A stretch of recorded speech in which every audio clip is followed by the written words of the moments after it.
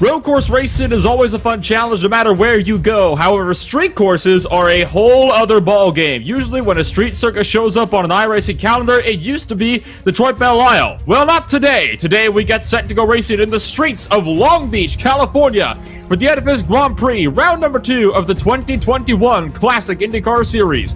Hello and welcome one and all to RaceSpotTV. I'm Nola Rempo with Stefan Schlackia beside me in the commentary box today and Hugo Luis down behind the cameras for today's race. Stefan, the season opener at Phillip Island was a beauty to behold, and now we come to a track that has only been raced twice in series history, back when it was but a tech track in 2015 and 2016. We both know how street circuits can be. We should be in for a very thrilling show here today. Yeah, very much so, Nolan. I don't have the best memories in the Aero 8 here at Long Beach, but very much sure you can expect great racing here. It's close confines that Long Beach is, with some very nice overtaking opportunities, especially in this old IndyCar. And those guys can most definitely benefit from all of that.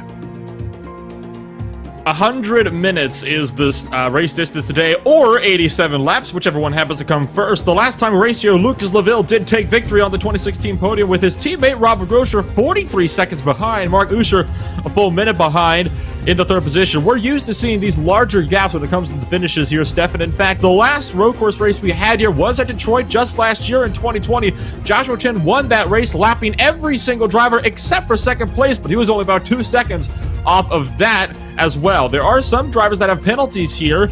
Some drivers want to start from the rear of the grid. Those drivers are Todd Novosad, Vesa Olilia, 2 drivers still serving penalties from 2020. Dave Lodel, Andrew Aiken, Martin June, Felipe Lambert, and Gabor Visky round out the EOL penalties. Starting from pit road, though, will be Stefan Rossman and Willie Schwarbauer. So some drivers will have their work cut out for them today. Although some people also might say starting from pit lane here might be a blessing with how we know the first sector can be. Yeah, that will be our main focus point in today's race. And don't forget, Lucas Laville, he had pretty much stolen himself the race win away at Phillip Island with that spin and crash out. Taking a look here at the point standings coming into today, Ethan Hagen, after winning the season opener, the upset winner over Troy Dolanchek, is going to be in first place with 52 points. Dolanchek sits in second, 40 points back, just 3 points behind defending champion Lucas Laville for the Vortex Simerson machine. John Garrett is going to be in fourth place with 32 points. Marshall Stanley in fifth with 30. Matthew Moldar in 6th, Dennis Garis, Vladislav Zenkov in 7th, Hans Pitkinen, and Franz Josef Stum rounded out the top 10 of the point standings. Already 32 points separating first on down through 10th, showing why every position really matters in this race.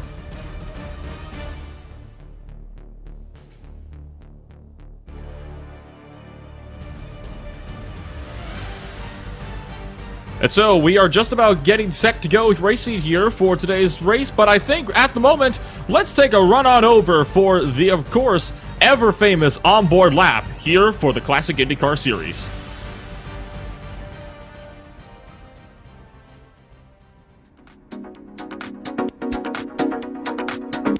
From coastline to shoreline, round 2 of the Classic IndyCar Series heads to the iconic streets of Long Beach. Since 1975, the Long Beach Grand Prix has hosted Formula One, kart, and IndyCar events and has become the most attended road course event on the IndyCar calendar, second only to the Indy 500.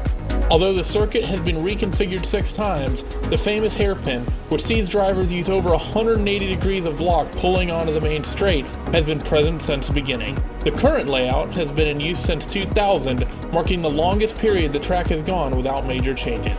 Al Unser Jr. has won more than anybody with 6 wins to his name, with 3 drivers tied for second with 4 apiece, being Mario Andretti, Paul Tracy, and Alfonso Ribeiro.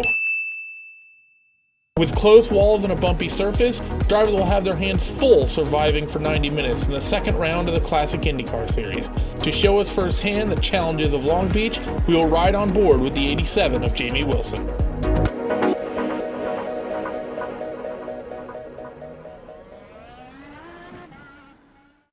And while there's not many fast corners here at Long Beach, this lap happens very, very quick here in the first couple sectors.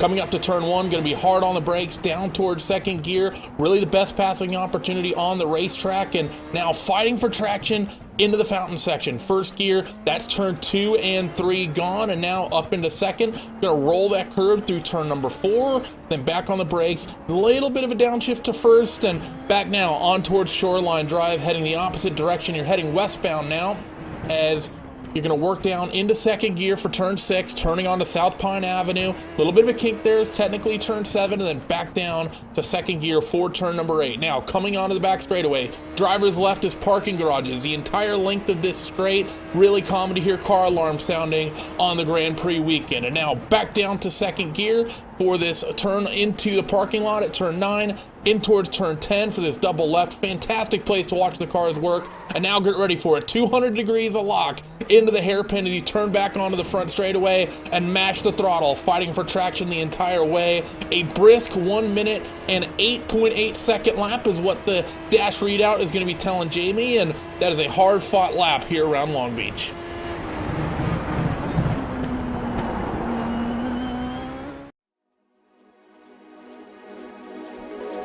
High speeds, tight turns, and some of the most famous streets in auto racing will provide a thrilling second round for the 2021 Classic IndyCar Series.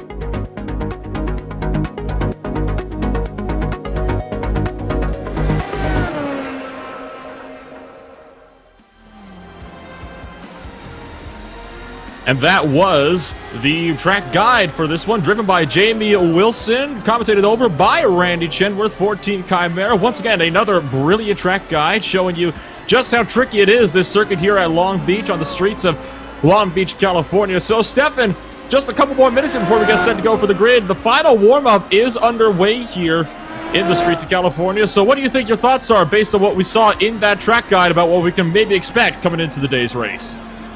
Well, a great venue, great drivers, great cars, so it should be a great race.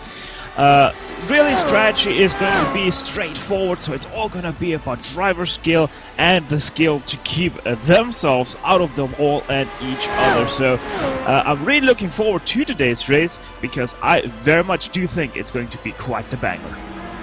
I think the first section we're going to have to look out for is obviously going to be the Toyota turn, which doubles as, well, kind of turn 2, because Bridgestone, the very long swing right-hander, that is technically turn 1 by definition, but let's be honest, the first real break zone, everybody knows it as Toyota, which is, well, technically turn 2, but we'll run with it anyway. The fountain section is going to be critical for these drivers on the race start. One car shooting sideways there could see half the field stacking up. Now, it is worth noting that in the event of a big pileup like that, these race controllers do have the ability to throw a safety car manually.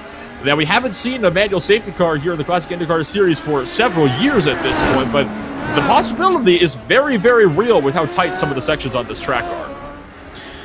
Yeah, very much so. And the thing with the fountain section is that it's not only critical in the race start because of how tight that place is, it's also very important for lap time. It's incredible how much time you can actually gain just in that fountain section, because obviously the slower you are around there, the more time you lose, because obviously every meter you travel slower is a meter that you're losing a lot of time.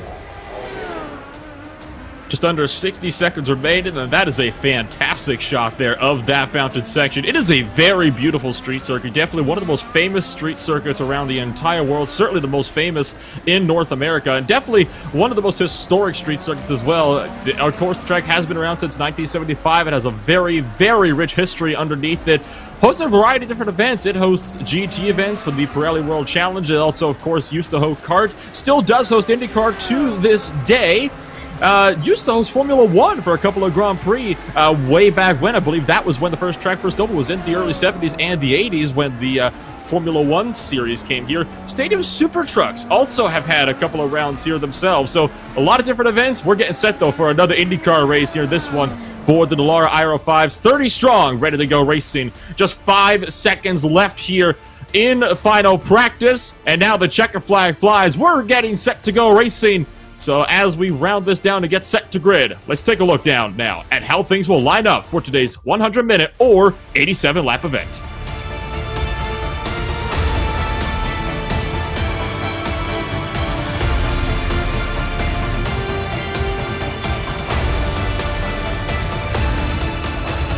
starting on pole position. It should surprise nobody that Joshua Chin is up there on the pole, one of the favorites to win tonight. Ethan Hagen is starting in the second position. Jan Hoffman is in third, with Lucas Laville, defending champion, rounding out the first two rows. His teammate Robert Groscher sits in fifth, with Matt Molnar in the sixth position. Johnny Garrett sits in seventh. Liam Quinn is in eighth. Jamie Wilson and Logan Simmons round out the top 10. Marshall Stanley is sitting in 11th place, with Andrew Wood in 12th. Troy Dolanchek, the driver we thought would win but had to settle for second last week at Phillip Island, is in 13th, with Dennis Doris in the 14th position. Hans Pitkanen is 15th, with Sam Winton in 16th. Franz Josef Stum in 17th. Niall McBride in 18th. Andrew Saunders and Carson Broadway round out the top 20. You've got the rest of our grid here, Stefan. Yeah, the 40 of Art McEwen starts in 21st, with Tristan Hauser 22nd. Randy Shoemaker, the number 3 driver, will line up in 23rd alongside the number 23 of Joshua Bird in 24th. 25th is Martin John, with Stefan Rossmann in 26th. 27th went to Willi Schwabauer. Andrew Aitken 28th. 29th and 30th went to Philipp Lambert and Vesa Jelle Olila. And that will round out the 30-car grid. Already the pace car is rolling. Very short pace lap here today. I think we're all getting set to see what this race will hold for us, though. The pace car is now going to take them around through the final hairpin. Single file race start for this one, as to be expected. Joshua Chin holding the field here as they start to stack things back up and get doubled up for what few rows they'll be able to get. The green flag drops. Chin's on the loud pedal. We're underway in the streets of California. Not the best of launch there for Joshua Chin, but already he's on the better start. No connection issues for this time round. Last week's winner, Ethan Hagen, tried to have a go into turn number 1, but no success there down into Toyota. So far, for the first couple of rows, pretty much clean. One car gets tipped around, and that is going to create a big mess in the background. One car side was on the inside line. That's Johnny Garrett. Got tipped almost up and over on the apex of turn number 1. Looks like, though, apart from that, we're green and clean on the race start. Yeah, hiccup was expected to be, but one car it is, so a little bit cleaner than we pretty much expected. But Joshua Chin at the front already starting to build himself a little bit of a gap back to second place, Ethan Hagen. As we watch the field thunder down Seaside Way in the run-up to the Firestone turn, one of the most difficult corners on the racetrack when it comes to braking zones. We ride on board here with Jan Hoffman, try to find a way past Matt Molnar, a driver who we saw had a brilliant battle for 7th place in the season over for the Sim Race 247 Grand Prix. Oh no! One more car around. Robert Groscher's been tipped around in the final hairpin. It's a pile-up. It is a roadblock over there in the final corner. This might be the safety car that we were concerned about if this ends up being one of those situations. Everybody's struggling to get around them, but we got at least 7, 8 cars that have damage as a result. Some drivers at a full stop still trying to find a way past. And Grosser is still stopped there. People trying to get past him. There's even a car missing a rear wing there. Wow.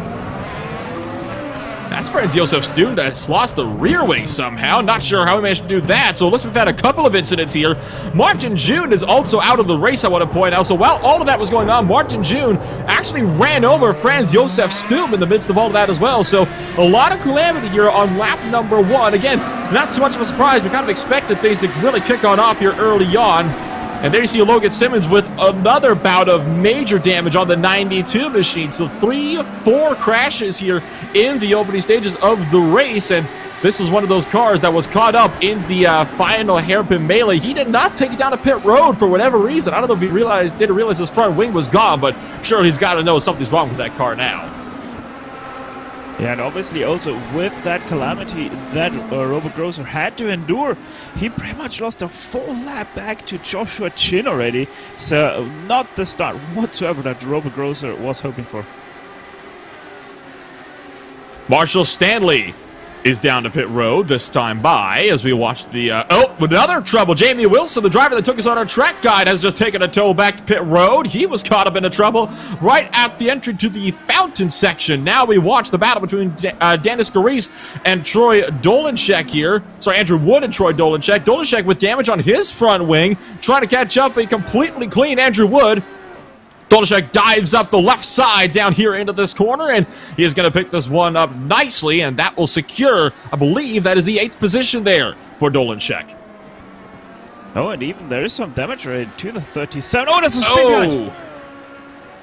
Yet more trouble. That's Dennis Garis. One of the drivers caught up, and he's backed up right in front of the field. This is another very treacherous place to be stopped in the racetrack. Only one lane open at the moment for these drivers to try to sort their way through. Heads up, everybody, as they're struggling to get around him here. Complete mayhem here in the opening laps. We expected this to be a race of attrition. Well, I count now about 6 different crashes, completely unrelated, within the first 2 or 3 laps here. Yeah, not quite the race start we expected. We thought the crashes are going to be happening probably on lap 1, but it's all spread out over 3 laps thus far. So, yeah, the guys really need to settle into their rhythms. A little bit too chaotic, a little bit too stressed, especially on the loud pedals, and that's why we see all those spins. But right now, the good news is for the top 3, they have separated from the rest of the field. Bad news is they have started to separate from each other as well. Oh! That's Jan Hoffman, who's just been tagged around, and the 05 finds himself in the wall. He got run over by defending champion Lucas Laville, so Lucas Laville drove up and underneath that car as well in the midst of the battle, trying to find a way through, and I believe that is going to see Jan Hoffman obviously down in the pit lane. No major surprises there. He actually took the shortcut in a pit lane as well, kind of cut into or past the hairpin, didn't want to take the risk of crashing out into hairpin as well, it would appear, but the Vortex Sim Racing teammates collide. Yeah, not the greatest feeling driving through the hairpin with a damaged car, so I can understand the decision to go through the shortcut, but look at that. That's a very damaged front wing. Good grief. This has not been the start of the race I think any of us really wanted to see. We were hoping for this to be a nice, clean start. That has not been the case already. Looks like we got about 17th on back, or kind of down there in the pit lane. A lot of cars are a lap down now, 23rd on back. So we got 7 cars already, 1 lap down here. We're not even 10 minutes into this hour and 40-minute race, 100 minutes in total. We're watching right now the battle for 15th and 14th between Art McEwen and Josh Baird. 2 drivers that are kind of running at the tail end of the midfield here, just trying to fight their way up and trying to keep it as clean as they can, having seen how it's played out for some of the guys further up the order.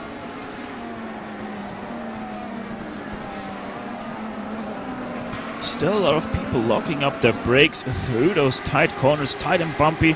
Seems like they have set up their cars quite stiff, and that's why they keep lifting the inside front wheel all the time. So a little bit of a maybe concern for tire wear, but in all reality they have to pit twice anyway, so they're probably going to change their tires as well. McEwen had a very bad run through that final hairpin. That allowed Baird to really close on up, but the problem is Josh Baird was not able to get the throttle down as much as he would have liked on the exit. Had to check up to avoid slamming into the back of Art McEwen. Now he's got a big head of steam, though, looking to the left side down for Toyota, but no dice for the 23 car. You really cannot pass unless you're already side-by-side. A couple cars seem to be locking up into the start of the fountain section, which is, of course, a very risky thing to do. If you clip that wall, it is going to end in disaster for one, if not for at least you, if not everybody else behind you as well. Now, this battle for 14th and 13th now is actually starting to be backed up here into Johnny Garrett and Stefan Rossman, who are just behind these guys. So we could see ourselves a 4-car fight for the 13th position. The problem is, how lucky do you reckon that 13 number is actually going to be in this race today?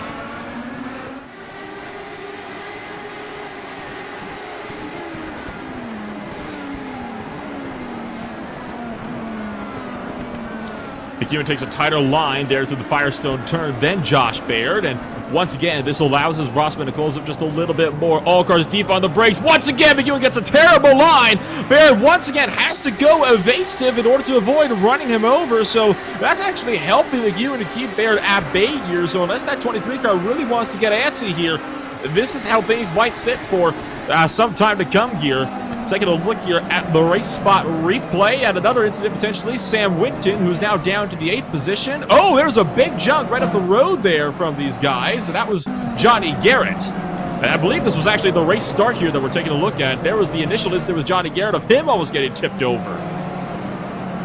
And I think that was by the 17 of Sam Winton, if I saw that correctly. No, sorry, that's a 37 actually. So that's Troy Dolishek, who spun a Garrett around the air. Not really any fault there to anybody, just race start 3 into 1. Obviously don't go, and that's what we saw right there. And this is the incident with Robert Groscher, who got punted around by one of the Chimera cars. This caused a massive roadblock. You can just see all the chaos behind it. The 25 car took a big ride as well. You see the cowl is off of Dolinchek's car, kind of exposing the gearbox on that machine. And it was just one car piling into this after another. That's like one of the worst places where you can be stopped there is on the apex of a one-line turn like that. That mess went on for some time. Looks like we had another incident with Vesa Olilia, who had to start from pit road today, and the 96 cars were still on the replays here. Oh, wow! Big tank slappers flying him hard into the barrier at the penultimate corner. Yeah, it seems like there was really something going on wrong with that car, with that kind of tank slapper. Not really something you normally see in the IRO8. But here's, I think, now the spin that Dennis Garisi had experienced through here onto Seaside View. Wait, yeah, very much so. Just a self-spin, too much on the lap pedal. Oh my goodness me, and there was Art McEwen trying to squeak his way through. That was a very bad rejoin there for McEwen. He really should have waited, but it's a blind corner. He probably didn't expect to see the car flying up on him. This was Jan Hoffman's incident here in the 05. Dumped it around to the exit of the corner, got punted, and then LaVille just drove up underneath him, just did not care about his own teammate, just drove through him pretty much to make sure he didn't lose as little time as possible.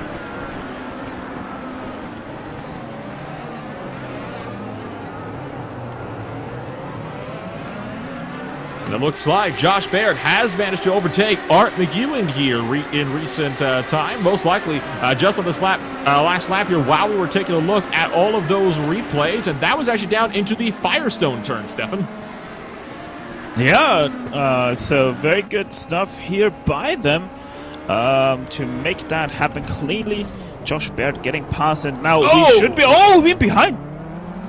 That was Rossman, just got punted by Johnny Garrett down into the fountain section. Nearly sent both cars off into the tire barriers. Rossman might not be terribly pleased about that. That's really backed them up now into Dennis Garis, who is rear wing has seen better days, I think it's worth noting.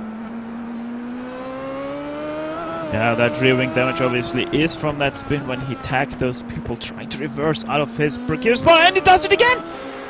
Oh no, that collects Willie Schwarbauer last time by, a driver that had done so well. Now Grease has to back it up here. He's still on the racing line. He's just trying to find a way to squeak past. There goes Joshua Chin, the overall race leader. And now Grease resets it to pit road. So, oh my goodness, we just cannot get away from all the attrition, and that's how these street circuit races typically go. But especially the open wheelers at Long Beach, it's just a remedy for this one. Take a ride on board here with Garis in the 16 machine. Just dropped it on the entry. Yeah, same mistake second time around for Dennis Garisi, and yeah, Schwabauer just nowhere to go, so really unlucky for the car behind him. But one thing we have to mention, Robert Grosser thus far likes this, because he has already gone back up to 18th place. He is still the last car running today, or rather that is still undamaged. Robert Groscher, I'm still amazed that nobody actually hit Groscher. It was everyone just running into themselves trying to avoid Groscher on that massive bobble there. So let's take a ride on board here with Willie Schwarbauer now and take a look at this. Garis spins in front of him and there's just nothing you can do. No room on the left, no room on the right. He just has nowhere to go but straight into the side pod. I mean, what can you do? That's the only thing you can do is just hope for the best, and unfortunately, the best did not befall today. Josh Baird now in a fight with Andrew Aiken here. This is the battle for 11th. Andrew Aiken fell back from Hauser. I just heard the crash somewhere. It's Garrett. Right there. Again. That might be Johnny Garrett, actually, in the 68 machine. It looks like it very well might be. I know Josh Baird has just had another incident down to turn 1, so once again, another couple of incidents here all at the same time. The 68 and the 23 have both had incidents. That is Johnny Garrett in the 68 car, and so we've had Johnny Garrett spin out of the final corner. Josh Baird spun and tore off his front wing on the entry to the first corner. We'll take a look at Johnny Garrett's first. Was it just too hard at the exit? Absolutely was. Slammed the wall there on the entry to the corner, but it was not nearly as bad as Josh Baird's hit, as he got his while walking up for turn 1. Yeah, so he is in the draft for 13th place behind the 27, and oh my goodness, just lost it violently on the brakes. You lock up one tire, that's all it's going to take to really send you around. So now Baird is without a front wing. It's struggling to just limp his car around a pit road. Tristan Hauser runs really wide out of the final corner. Nearly takes out Randy Shoemaker in the process. That is the battle for 11th and 10th at the moment on the racing surface. So Tristan Hauser trying to do everything he can to run down the number 3 car of Randy Shoemaker. We're right on board now with Hauser in the sprint down towards the Toyota turn. No lockup sending people into the wall this time round. Both of these drivers, by the way, have made a great progress thus far. Started in 23rd and 22nd respectively, Shoemaker and Hauser. So they have been pretty much fighting all race long already to get up to this place, with Shoemaker already making that overtake on Hauser at one point in the race. But Hauser, as you can see, most definitely hot on the heels. So the battle for 11th and 10th continuing to rage.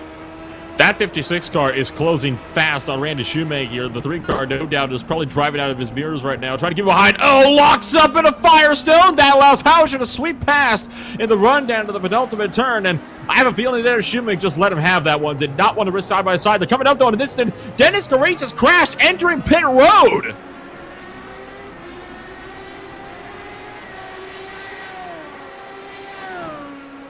So yet more problems befall the number 16 machine of Dennis Gareis, who are going to take a look at this here off of the final corner, try to cut down for pit lane, and we'll take a look at this here. This is a bit of an embarrassing one. Yeah. I think he's even stuck in that tire barrier, Dennis Gareis. Yeah, he had to reset his car as well, so it couldn't have gone any worse this race for Dennis Gareis, and then it went even worse for him. Most definitely day to forget for Dennis. 15th and 16th are close. Art McEwen trying to fend off a wounded Willie Schwarbauer. Schwarbauer's just trying to fight this one off as much as he can here. Moves aside. That's Ethan Hagen, the second place driver who just lapped Willie Schwarbauer. So Schwarbauer at this point is trying to pick up whatever spots he can. Obviously, yes. But he is also trying to see if he can maybe pick up another couple of positions here as well and limp that car around to the pit road, where he can maybe replace that front wing when the pit window opens on up. We're already on lap 13 of an estimated 87 laps today, and the race distance is set to be 1 hour and 40 minutes exactly, so we're thinking that'll be about 87 laps in total. Schwarbauer trying to go for the over-under here on McEwen, but McEwen once again, better drive off the corner. Schwarbauer will have to close in with the draft.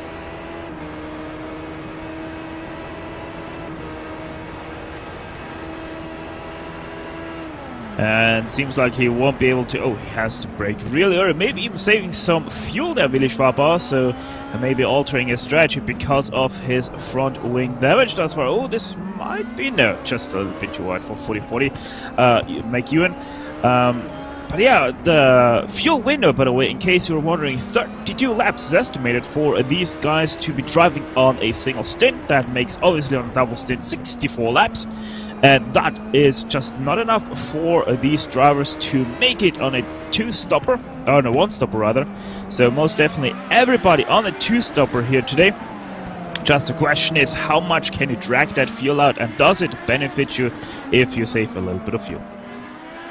Troy Dolenchek and Andrew Wood are going at it. This is the final spot within the top 5. Wood tried to have a pass around the inside of turn number 1. Dolenchek fended him off nicely, though, and continues to maintain that 5th position here as he rounds his way down Pine Avenue around the Takata turn, making the right hand now down onto Seaside Way in the sprint up to the Firestone turn. Andrew Wood is looking feisty here. Yeah, also one of those battles that has been a battle since pretty much the start of this race between 5th and 6th. Dolenchek and Wood. Wood most definitely seems like the faster car right now in this mid part of the stint, so it's a good exit for him as well after hairpin. This might be something happening in Toyota. The very long run down Shoreline Drive through Bridgestone. Andrew Wood will be able to get him. Has to go the long way around turn number 1. Dolenchek fends him off again for turn number 1 and is able to fend off Andrew Wood successfully. Down to the fountain section we go. So now through the kind of the little side streets here. Looks like Troy Dolenchek has managed to fend him off for now, but the thing is, you never know when that's going to take place as we once again now thunder down towards the Takata turn. to the left-hander onto Pine Avenue. Yeah, in my opinion, a little bit too late that move from Wood. If he would have made that move earlier, he wouldn't have had to step out of the throttle like he did.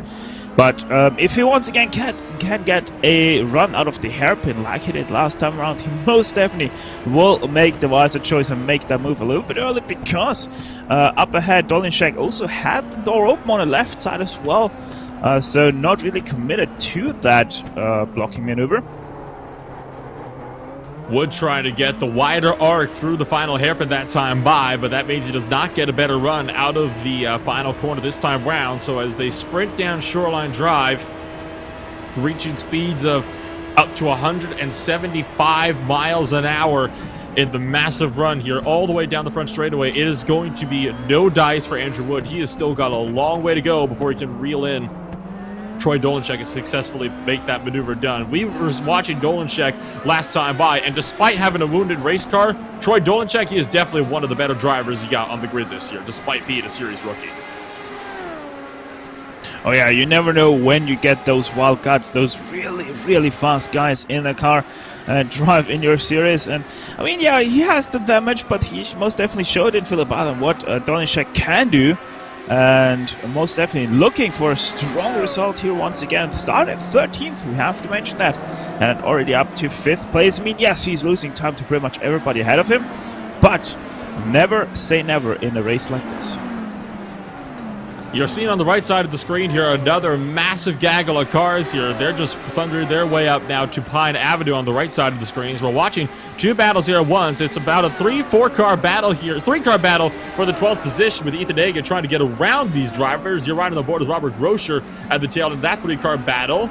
And then you've got, of course, the battle for 5th place still on the left side of the screen. Once again, Dolinshek locks up into turn 1, but is going to be able to kind of get this one done successfully. Ethan Hagen sweeps past Groscher in the battle for 12th, effectively dumping Groscher out of that battle entirely. So it's down to a 2-car fight now for the 12th and 13th positions. And one of them just about got run over as well, as we now ride on board with Stefan Rossman, who is going to be getting a big tow here all the way down Shoreline Drive through towards turn number 1. Andrew Aiken trying to fend him off. Rossman's going to go to the inside line, side by side for turn number 1. Can Rossman get the pass done? Sweeps across. Andrew Aiken trying to fight back and return to into the fountain section.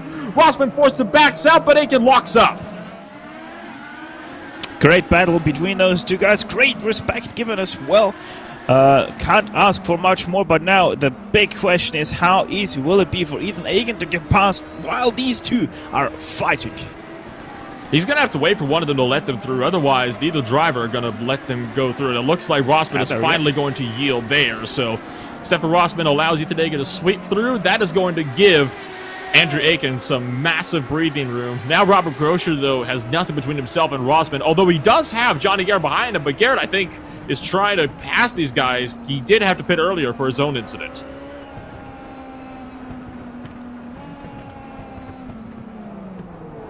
Oh! And contact in the final turn between Rossman and Groscher. Front wing to gearbox that time round. Almost sent Rossman around, but it was a great job on Stefan Rossman to make sure that that did not result in contact. And Robert Groscher, all of a sudden, really does not want to get too close to that machine. Yeah, even the bump was with Ethan Hagen there, who nearly ran into the back of Andrew Aitken. So that's what caused all of that kerfuffle. But yeah, I'm not sure if they actually touched or didn't. But look at that, really close together, Rossman and Aitken once again. It is so hard to pass here. You really need to use everything you have in your advantage to try to get the absolute most out of the car. But it's going to be tricky here. We watch another battle starting to boil on the bottom side of the screen. They're just on the bottom right there. So we got our eyes on this 3-car fight up in front, and that is once again the battle for 5th place. Down at the bottom right of the screen with Dolinshek and Andrew Wood still going. I know you saw them side by side for turn number 1, but no dice on Andrew Wood so far. Oh, trouble for the 8-car. Oh, look out. That's into the fountain section there. It looks like a 3rd car is just piled in there as well. So we got a big mess over there in turns 1 and 2. Looks like it's finally cleared up now. Josh Baird was at the center of this one. Looks like the 1st car round, though. Hans Pitkin and dumped out of the 7th position. Yeah, Baird was in there. McBride was in there. And Sam Winton, it seems like. And all causing that Pitkanen as well, so really unlucky that we have him spinning, doing a nice 360 run there, and then Sam Winton just... Yeah, I don't know, I want to see what happened there with Winton just... I wonder if nowhere to go. Just blocked the road? Exactly. Nowhere to go. You come around a corner going that fast, you just have no time to react. There's nowhere to go. Long Beach looks wide, but it's very, very tight at the same time. So there is Sam Winton, and tell you what, that's the one thing you don't expect is to be then hit up the rear as you're kind of going on in. Hans Pickenden is taking it into pit road. Right on board with Winton here, and nowhere to go. What can you do? You can't do anything in that situation. If he turned left, he would have slammed the wall trying to get past.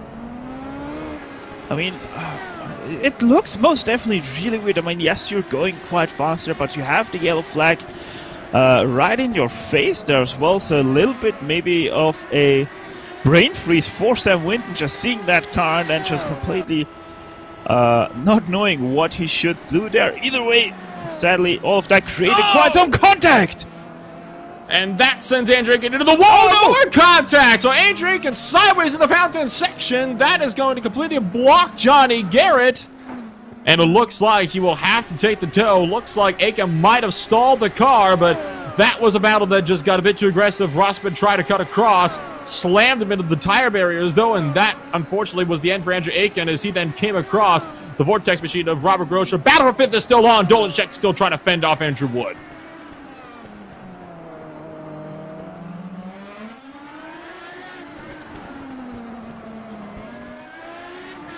Kind of incredible how much pace there's in this car for the 37 Dolanchek after his first lap incident that he had, as we take a look once again at the crash with Aitken here, just getting shoved into the tire barrier and then a little bit slow, didn't probably realize that he still had Grosser to the inside, and that's how those two made contact. But as we go back to this battle here once again for 5th place, Dolanchek just incredible, just with that front wing damage, keeping Wood behind him for so much time. I don't think you can ask for a much better performance right now. This is on board with Robert Grosher for the incident, and I mean, I hate to say it, but you really can't go side by side to the fountain section. It just doesn't work. Battle for 5th is still picking up, though. Andrew Wood once again to the left side of the racetrack, but Dolanchek has the inside for the Bridgestone turn. Drag racing it down to turn number 1. Dolanchek gets muscled out to the red line, which marks the track limits. And finally, Andrew Wood breaks past Troy Dolanchek into the top 5. Oh, no, but he's losing the again! And Dolanchek somehow squeaks through that! How do you manage to fit through a gap like that? Talking about shooting the needle there and parting the seas. Yeah, most definitely. Andrew Wood spins it around. Dolanchek somehow manages to sneak past. But how frustrating must that be for Wood? You finally get past and then you make that mistake and you're back behind him again. At least he did lose another position, but those two, by the way, are already the last few cars on the lead lap.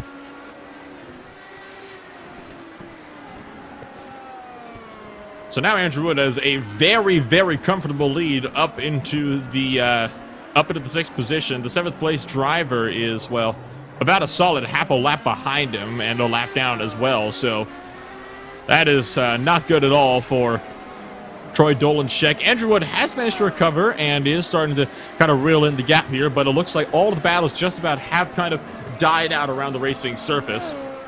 Still got the 353 here of Stefan Rossman trying to run down Randy Shoemake. So Art McEwen, of course, he's out of the picture, as is Pitkanen. So we'll have to see how this battle will rage on now. Rossman and Randy Shoemake. This is now the battle for the final position inside the top 10. And I want to point out as well, we're not even halfway into this race, about a third of the way in there. And already Joshua Chen has lapped up to the 6th place car. Yeah, obviously also aided by the issues we have seen throughout the field, but what a performance once again has been by Joshua Chin. Most definitely the undenied king of the road courses, street courses rather. So out of the 30 drivers that started this race, we've only got about 21 of them currently in the race. Only 6 of them on the lead lap as we continue to watch this battle for 10th place now pick on up. There really are no battles for guys on the lead lap. Everybody's just kind of running in their own little groupings. All the battles are with cars that are a lap or more down. Up Pine Avenue they go, northbound before they're going to be turning to, I believe they will be headed now eastbound down Seaside Way towards the Firestone turn. Well, while we got a bit of a lull in the action here, we may as well give a shout out to the sponsor of this race, the Edifice Grand Prix, and of course Edifice sponsored this one. At Edifice Incorporated, construction is as much about art as it is about science. It is a strong vision and the creation of a structure with enduring qualities. It's about creative problem solving and the willingness to deliver above and beyond the expected, and it's about the passionate teams and long-standing partnerships built on trust, performance, and lasting value. For more information on Edifice, visit edifaceinc.com. That is edifaceinc.com. Looks like Rossman has just let by Matt Molnar in their battle for 10th, the final driver on the podium. That has put him into the clutches, though, of Robert Groscher back in 12th.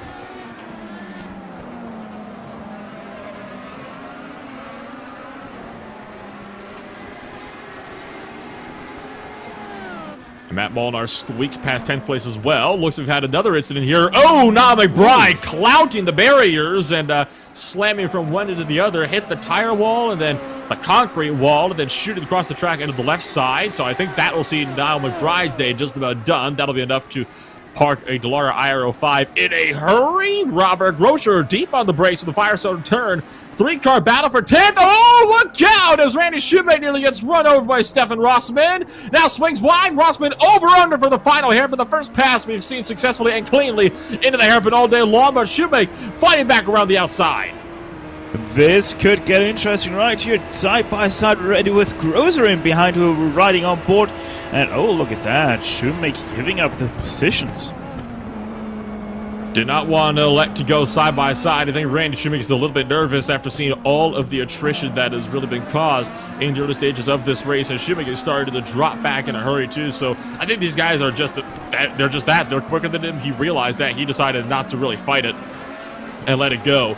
So now it's going to be down between Rossman and Groscher here for the final position inside the top 10, but I think it's going to be a bit of an ask here for Groscher to get by Rossman in the next couple of laps here. He might have to wait for the pit window. Actually, with that, Robert Grosser already passed into 10th place. This is the fight for 9th place now, with Shoemake letting both of them past, as we have a car spun around. That's Tristan Hauser. Tristan Hauser has been sent around, one of the Vortex Sim Racing machines. He's just been dumped out of the top 10. That is just past the Firestone turn right on the exit.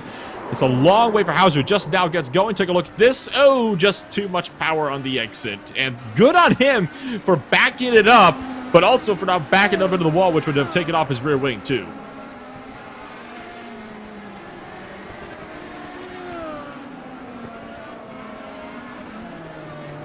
So, back to the battle for P8 we go. The 353 and the 2 still fighting it out, but they're also keeping nice pace with Matt Molnar, who is in 3rd place, who lapped them just a few laps ago. And yeah, I mean, sadly they don't really have anyone near them up in front that they can chase down right now. But as long as they keep up with 3rd place Matt Molnar, they are in a good shot to soon catch the drivers ahead of them. So yeah. I mean, however, Sam Winton just exited, I think, the last turn, so a lot of ways still to go for them. This is not the only battle we got on course. There is another one actually just up the road for 16th and 17th. 16th and 17th on the racetrack right now between Josh Baird and Andrew Adair Saunders, which has just swapped hands as well. Looks like Baird did not get the best of runs off of the final corner and allowed Saunders to sweep on through in the final hairpin. This battle, though, for 9th and 10th is still raging strong. Josh Baird's just found himself hard into the tires in turn 1, so heads up, guys, and he has taken the tow back to pit lane. But Josh Baird just took a position. Well, he's out of it now. Lots of drivers with silly and easy mistakes to do. Josh Baird, there we have it, goes into turn 1 just a little bit too fast. Well, not even a little bit too fast, that was way too fast. Probably fixed it a little bit too much on the car ahead of him. which was Saunders because he took a very similar line to Attrition.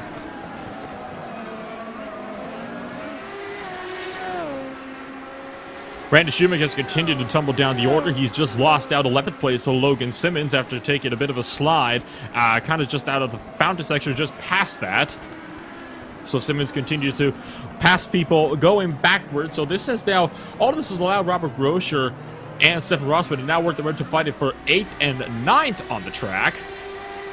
So once again, all the attrition is really playing in big time with these guys as they're able to just work their way up as more and more drivers find themselves into the barriers. It really does kind of prove a unique aspect about these street circuits. You know, on a traditional road course, even like Phillip Island, there's a lot of runoff and you can save the car if you make a little bit of a mistake. At a street circuit like this, though, there is no room for error. You will find yourself in a barrier every single time if you swing just a couple of feet too wide. Oh, as Rossman almost finds the tires there as well, just to prove the point.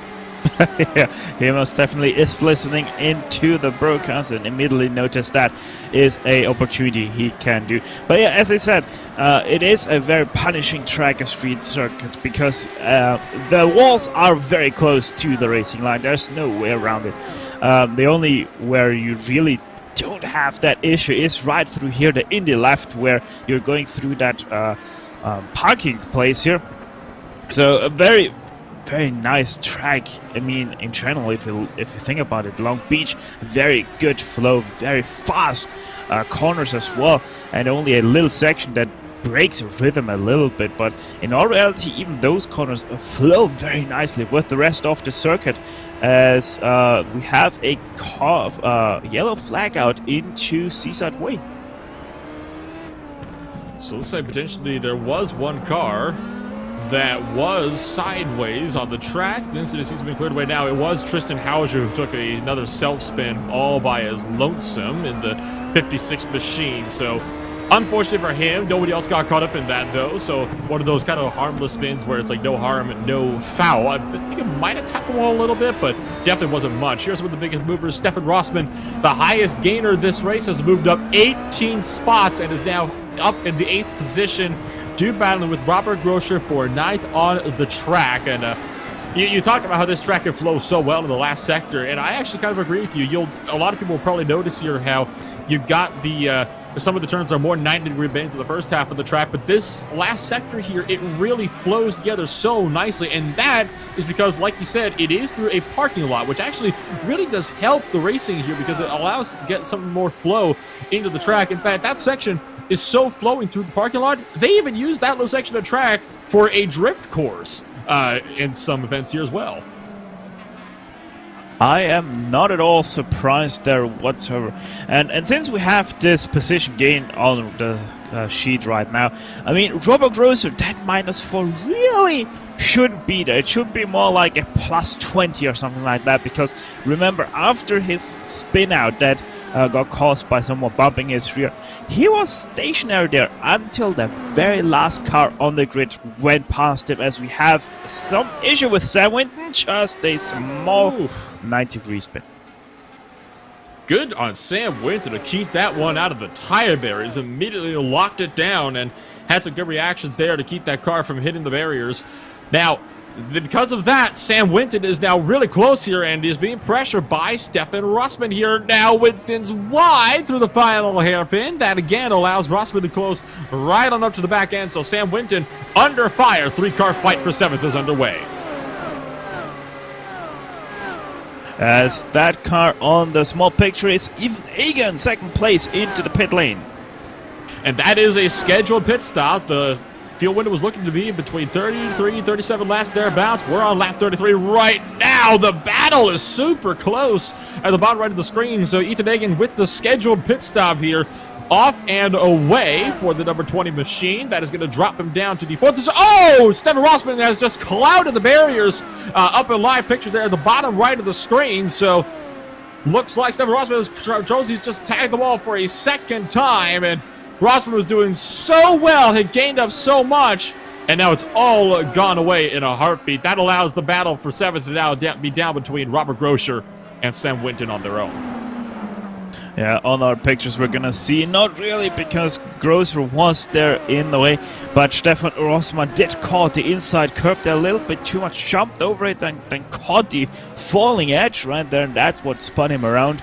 So a little bit of a too tight of a line for Rossmann that got him into that kind of trouble. But now the battle for 7th place between Winton and Grosser, something that, especially in the history of the Classic IndyCar Series, has happened many a times. This time, Grosser's got to be careful, though. We've seen so many times that those Vortex Simmers guys, they can be very, very aggressive, and it's what cost LaVille a win. It's what probably might have cost LaVille a win last week at Phillip Island when he spun out and took Troy Dolanchek and others with him at Phillip Island. Joshua Chin is down to pit road this time by... So your race leader is now down to the lane as we continue to watch the battle for 7th here. Heat on up, and Grosser is seriously pressuring him as we enter Seaside Way. Could potentially see a pass here down to the Firestone. Bottom right will show you Joshua Chin's his pit stop. We're going to watch, though, as Grosser continues to try to pressure Sam Winton, though. These guys are right at the end of their fuel limit, too. So do these guys come down to pit at the same time? And if we do, it could get spicy here. Grosser tries to go for the over-under. It was going to be a surefire pass here at this rate for Robert Grosser down to the turn 1.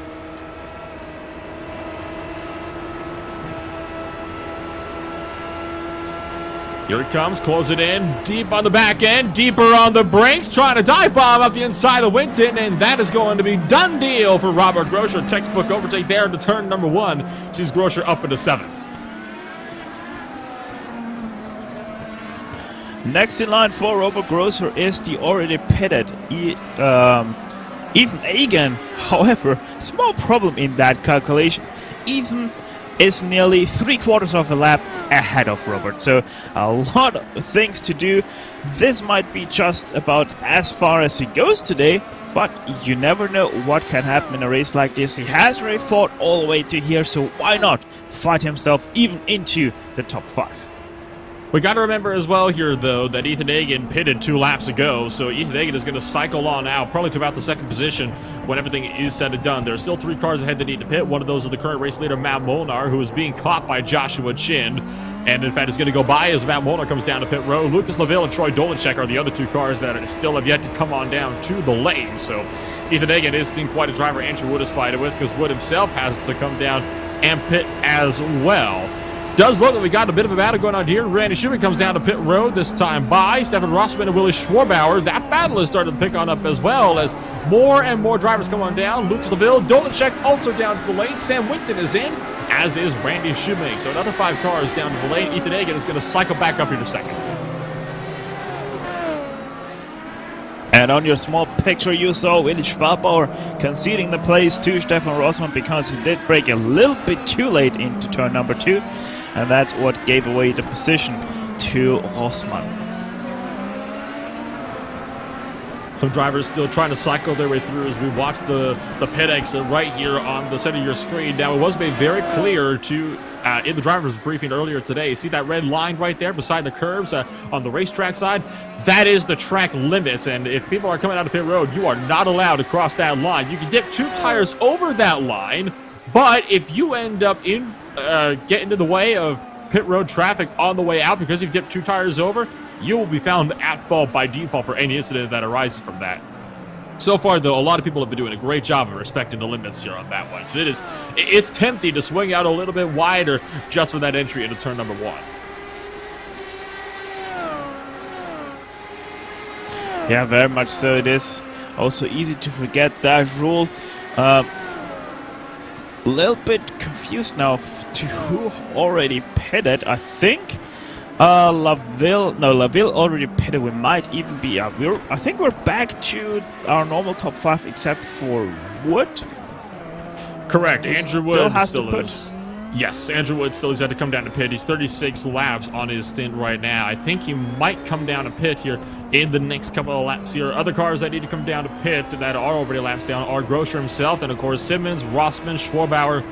Pickett came down 15 laps ago, so he is way off cycle. Andrew Adair Saunders is the last of the drivers that's on a regular pit stop call as well. But there are about 6 other drivers that are still yet to come on down to the lane, so I have to see where some of the battles will cycle on now. I know that right now Ethan Hagen and Andrew Wood are only a half a second apart, but again, Andrew Wood is off cycle here. He still has yet to come down for his stop, and Ethan Hagen is already in front of him, so it shouldn't be too big of a deal here for Andrew Wood, who is probably going to come in this time by. Actually, a few people are able to go 37 laps, so impressive fuel mileage by these guys.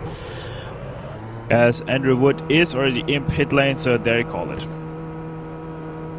Just under 1 hour remaining in this hour and 40-minute race, so about 45 minutes down and 56 left to go. Andrew Wood is into the lane. Matt Molnar retakes the 3rd position, as to be expected. Wood comes down, and it's going to be a quick and simple, likely 4 tire change for him. Top it up with gas as well, may as well. Other cars continuing to go past, but it does look like Andrew Wood might be able to get out. There goes Lucas LaVille, retaking the 4th place, and I think that will be all the positions here that Wood is going to lose. Dolanchek is still some ways behind him.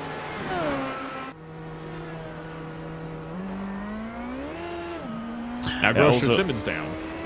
Yeah, so these guys are all coming in now. I think that's got us all covered inside the top 10 for drivers that still need to pit, except for Willi Schwabauer, who also has to probably pit. No, he's driving past. Interesting. And Willi Schwabauer is the last of the drivers that is on cycle, with Grosjean and Simmons down. That is going to promote Schwabauer up into the 18th position now. So Robert Grosjean in that battle here with Logan Simmons. They're going to be side by side. They have swapped positions from the looks of it as well. Coming into pit road, Robert Grosjean came down ahead of Logan Simmons. Logan Simmons is out in front of Robert Grosjean in the run down towards turn number 1 here in the battle for 9th and 10th at the moment. So my guess here is that Robert Grosjean had some damage that he repaired here, because I don't see any other way that Robert Grosjean would. Oh, that was a little bit too much cup there at the fountain for Robert. But yeah, that I don't see any other reason that Grosjean would have lost that time to Simmons. Grosjean also has to watch out for Hans Pikkinen just behind him. Of course, Hans Pikkinen is a driver that is on the same lap, and he is battling for the 10th position here. So these guys are running, I believe, 9th, 10th, and 11th at the moment. That is correct, 9th, 10th, and 11th right now. And they are trying to do battle here as Pikkinen really closes in on Grosjean, but decides not to have a lunge. That would be a very brave move from that far back into the Firestone turn.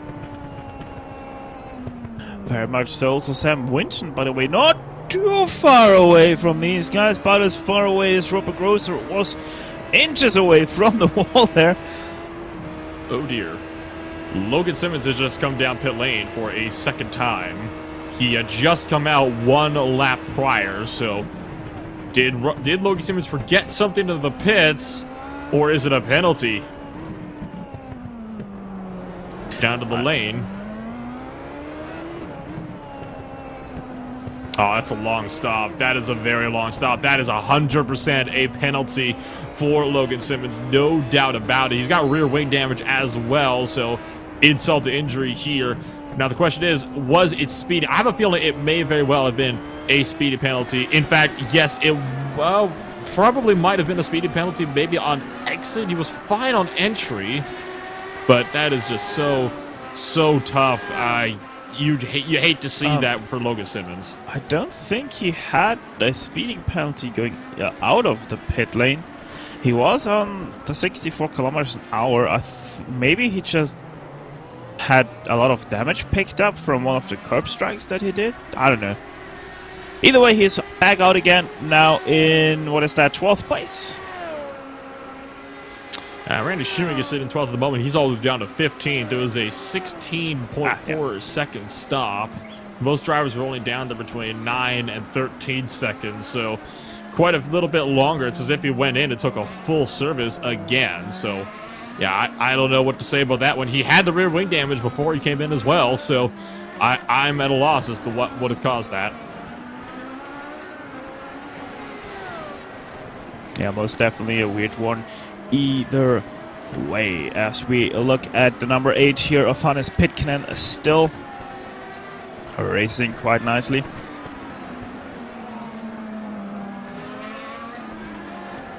A lot of these battles have kind of stagnated here as we've kind of reached the middle portion of the race. Nobody in the proverbial red box at the moment, as we are now with an estimated 43 and a half laps remaining here for race leader Joshua Chin on the clock. About 52 minutes left in total on the clock there as well. To kind of recap, it was a very messy first 5 or 6 laps. Out of the 30 drivers that started this race, only 18 now remain on the racing surface, and only 4 of those are now on the lead lap. And Joshua Chin has got a 30-second gap over second-place runner Ethan Aiken, a full minute over the last car on the lead lap, Lucas Laville. So once again, Joshua Chin absolutely dominating today. It's something that we're used to seeing here. Remember, the last race we had here at Detroit just last year, well, not here, but the last race on a street circuit, which was at Detroit last year, Joshua Chin was just about 3 seconds away from lapping every driver in the field in that one as well. Yeah, very much so. I mean, I already said it once, I'm going to say it again. He is the undisputed champion of the street courses. Nobody can get around them so fast. Take a ride on board with Joshua Chin, and that is a head of focus right there, as the 93 car doing a phenomenal job right there to kind of keep his machine under control. He has been keeping that thing clean just about all day long. He has not been free of mistakes, though. Take a look on the left side of that front wing. You will see it is bented just a little bit, so he's had his own scrape with the wall here or there, but it clearly is not doing much to hamper his pace.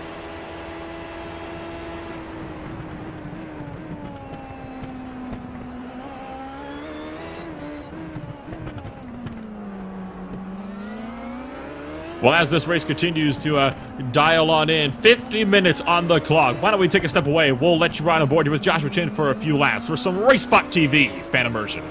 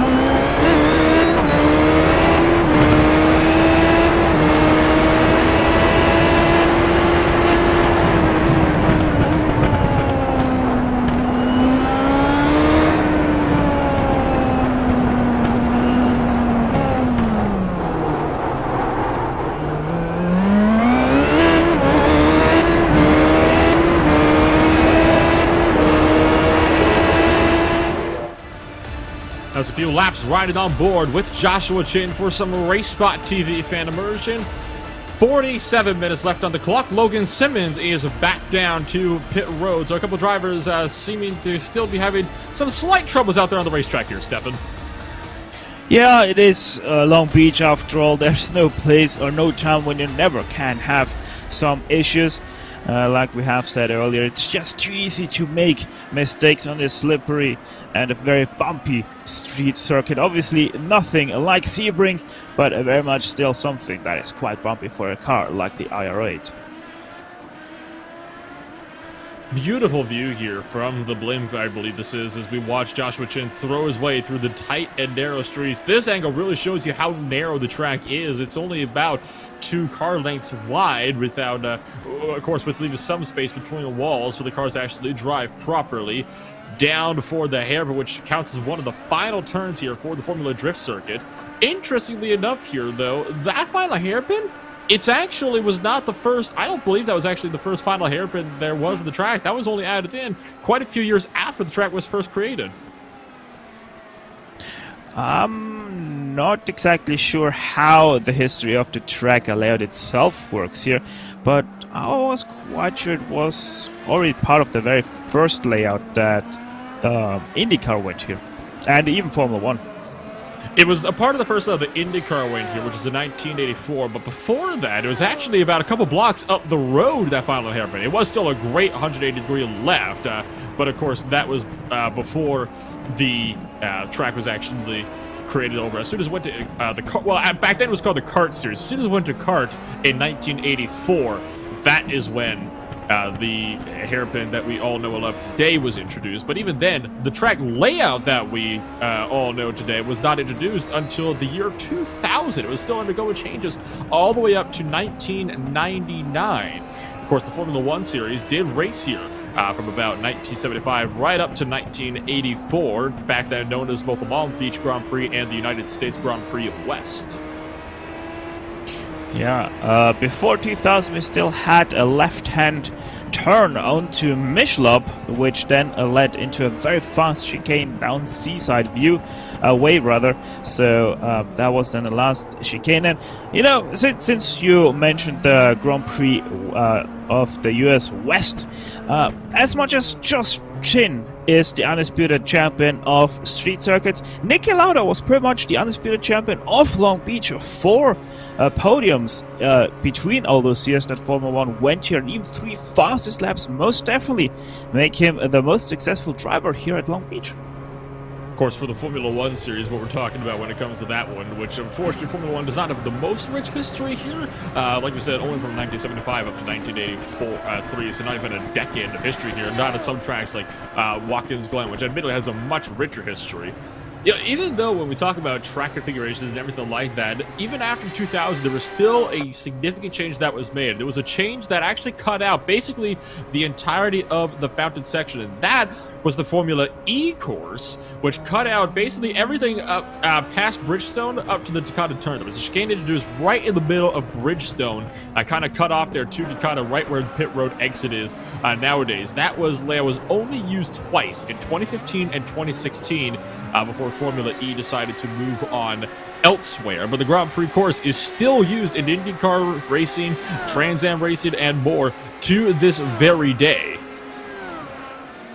Yeah, I mean, I don't think there's any other track really pretty much anywhere who has had as many configuration changes as Long Beach, obviously on a street circuit that is much easier than a permanent road circuit. Also, by the way, in case you're interested, Clay Regazzoni won the first ever Formula 1 Grand Prix here in 1976, which also is the place where he nearly lost his life in 1980, colliding with concrete barrier at about 280 kilometers an hour back then, and that also prompted some layout changes which helped shape Long Beach into a track we have today. Only 3 drivers on the lead lap. I think that says a word or two about how great the first 3 drivers are in this race, but particularly Joshua Chin, who again is just on a tear in this one. Looks like Sam Winton and Hans Pickenen were going to be battling, but Winton is going to give up a lot of time to let Andrew Wood pass. Probably give him a bit more ground than he probably could have afforded there. He probably could have gone on for at least another half a lap before Wood really managed to run him down.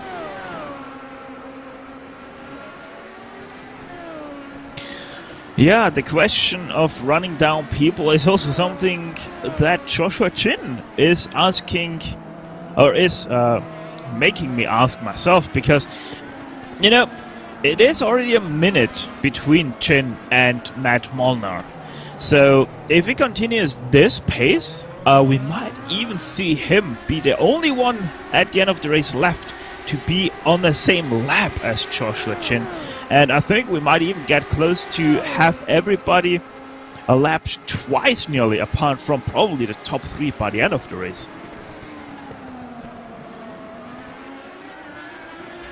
There is another developing battle that's kind of been going on up between Randy Shoemake and Willie Schwarbauer. And that's kind of the one that I've been keeping an eye on, although Randy Shoemake did just clout the barrier, so that has allowed Schwarbauer to really close in the gap. So 11th and 12th, the 65 and the 3 car are looking a bit more tight. These are, of course, cars that are still down a lap. Chin, though, has, of course, been, you know, so great over the course of the day. I mean, he's given the marshals a lot of chances to use their blue flags over the course of the race, and no doubt they're still going to get to use them quite a bit more.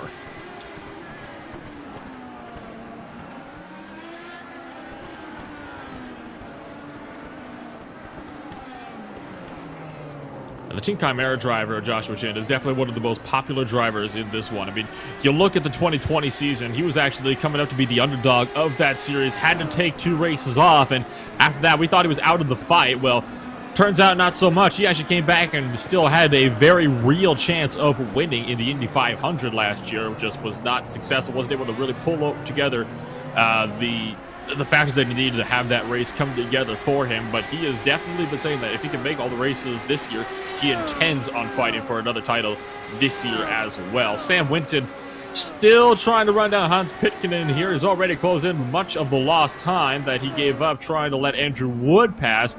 Winton's car is, at the moment, looks to be significantly faster than Pitkinen. That might be a part to Pitkinen's severely damaged front wing. Yeah, also Pitkinen, one of the most strongest drivers in, or rather on, a oval. So this is most definitely not his strong suit right here, but when we come to ovals, that's most definitely where you're gonna have to write him up as one of your favorite drivers to win the race. In the battle for 11th and 12th, Shoemake just let Schwarbauer pass, so Schwarbauer has just gotten past. Randy Shoemake did let him through, and he's now going to do the same for Ethan Hagen to let him through, so no dramas there in that fight. 9th and 8th is still nice and tight, though. Into the final hairpin, Pitkinen a bit too wide for his own good there, and going up pit road once again. Sam Winton is going to keep it out on the track. I wonder here if a lot of drivers at this point are kind of short pitting here in the second stint so they can try to set themselves up here for the run to the end of the race. We have known that some drivers can stretch this out to about 37 laps. Those guys are around a lap 52 now. That's only 35 laps they got to make it now to make it to the estimated 87 lap distance. Yeah, Hannes already short pitted the first stint as well, so he does a little bit of a double short pit here in all reality, with the first stint being 20 laps, this one being now 25 laps, and if he just fueled up till the end of the race, he is most definitely good to go. New front wing too. This time, Mr. Pitkinen, be careful not to dent this one up when you're out on the track. I'm sure that's what the pit crew might have told you. They are a limited supply. Oh, heads up, Randy Shoemake has had a huge crash somewhere on the track because his car is completely destroyed. He just took a tow to the pits. He had a massive, massive incident here, so we'll take a look at Randy Shoemake. He was crabbing something. Don't know what happened. Oh, big lock up there to turn 1. Don't tell me. Oh, no. Does he get run over here? Don't tell me. Does he get run over? Oh, no. Oh, no. Oh, that's He did even worse. That's even worse. Oh, Randy. No. I don't know. My goodness, that car. I don't know what to say to that one. I don't know what to say. That is a moment that Randy Shoemake might be hoping to never relive again, and he'll be wanting to forget about that one in a hurry. Yeah, the problem is, though, a crash like that is quite hard to forget as a commentator. So, Randy Shoemaker, you're probably in for a little bit of a tease every now and then. But either way, that's one more car we just sadly lost. We're racking up the tally quite tall already.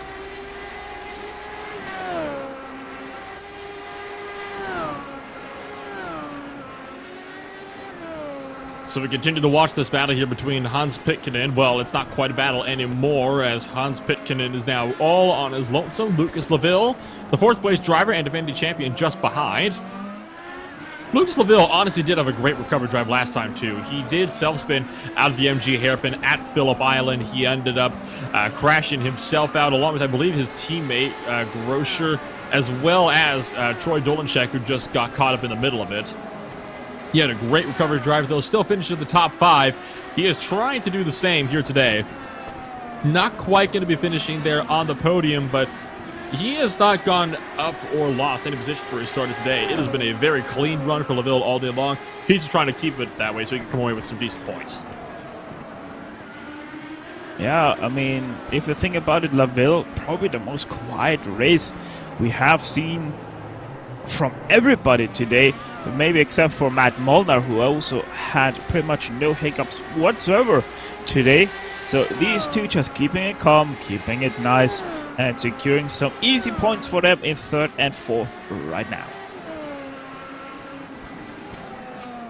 Just 16 drivers on the grid right now. Randy Shoemaker is in pit road. He is out of the race effectively. However, 16th and 17th, Tristan Hauser and Dennis Garis, they are still out there on the track. They just have yet to pass Randy Shoemaker in the pits and make up those laps. Dennis Garis will be a few laps before he puts himself back up into, I believe, the 16th position.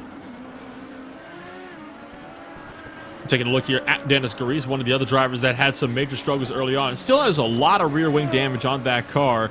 He has just not... Oh, hello. The 17 car, Sam Winton, has had another incident there. That's down at turn number 1, I believe. So, what has happened here for Sam Winton? Appears like he might have just locked it up into the first corner. He wasn't battling with anybody at the moment, so self-inflicted error, it would appear.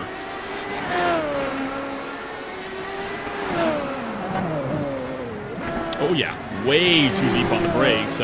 Good job, though, to keep it out, and that's a better way to get the car regathered than backing it up into a barrier and tearing your suspension all to bits as well.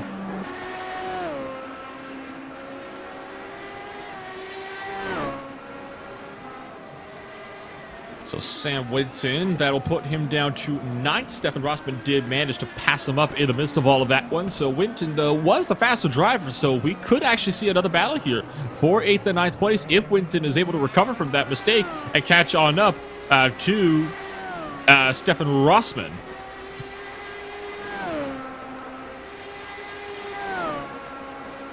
You just barely see Rossman up the road here. He was that other car that was just at the very tail end of the shot. Oh! Rossman's just clouded the barriers in turn 1. That will definitely help Sam Winton to start to close the gap.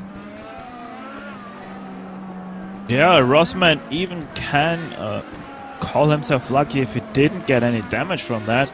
So it will be interesting to watch his car for the next few corners. Seeing if it still drives straight and alright.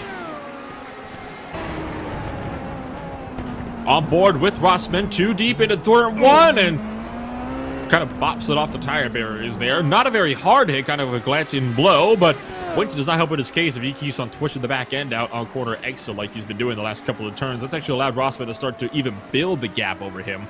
At this point, we've only got 2 cars left on the lead lap, as you can see. Only 6 are just 1 lap down. The others are 2 or more, so that, again, showing the pace here that Josh Martin has been able to put almost the entire field, not just 1, but 2 laps down. Good thing is, for everybody hoping that he's not going to be able to lap more people, the next car in line, Andrew Wood, is about half a lap ahead of Joshua Chin, so still some ways to go for him to lap that 6th place car a second time.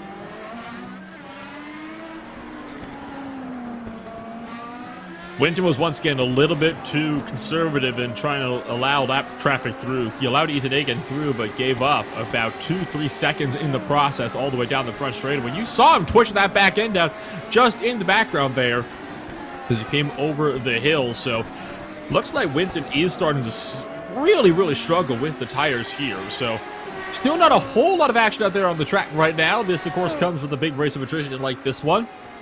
So I think at that point, let's give another shout out here to the sponsors of this race here at Long Beach for the 1 hour and 40-minute race. Edifice at Edifice Incorporated. Construction is as much about art as it is science. It is about a strong vision and the creation of a structure with enduring qualities. It's about creative problem solving and the willingness to deliver above and beyond the expected. And it is most importantly about passionate teams and long-standing partnerships built on trust, performance, and lasting value. For more, you can visit their website at edifaceinc.com. That once again is edifaceinc.com. The main sponsors of today's race, the Edifice Grand Prix at Long Beach for round number 2 of the 2021 Classic IndyCar Series. Coming up here to just about 30 minutes left on the clock here in just a couple moments here. 31 minutes in total. Tell you what, Steph, it's been a great race so far. So this race is just one of those races where it kind of peters off in the middle portion, yes, but it has been still pretty exciting in of its own right. Dennis Carisse is down to pit lane again, so once again, pit window is starting to open up for a lot of these drivers who are trying to just short pit to the end. The guys are about 24 laps on their stints now, 24 to 27. There's an estimated 27 laps left on the clock. Yeah, I mean, it might be a little bit boring, but for the strategists out there, it's obviously a little bit more fun to figure out all the different strategies that people are on. Obviously, short pitting a little bit, because you anyway have to do the two-stopper, so maybe save a little bit of time by having shorter pit stops in general.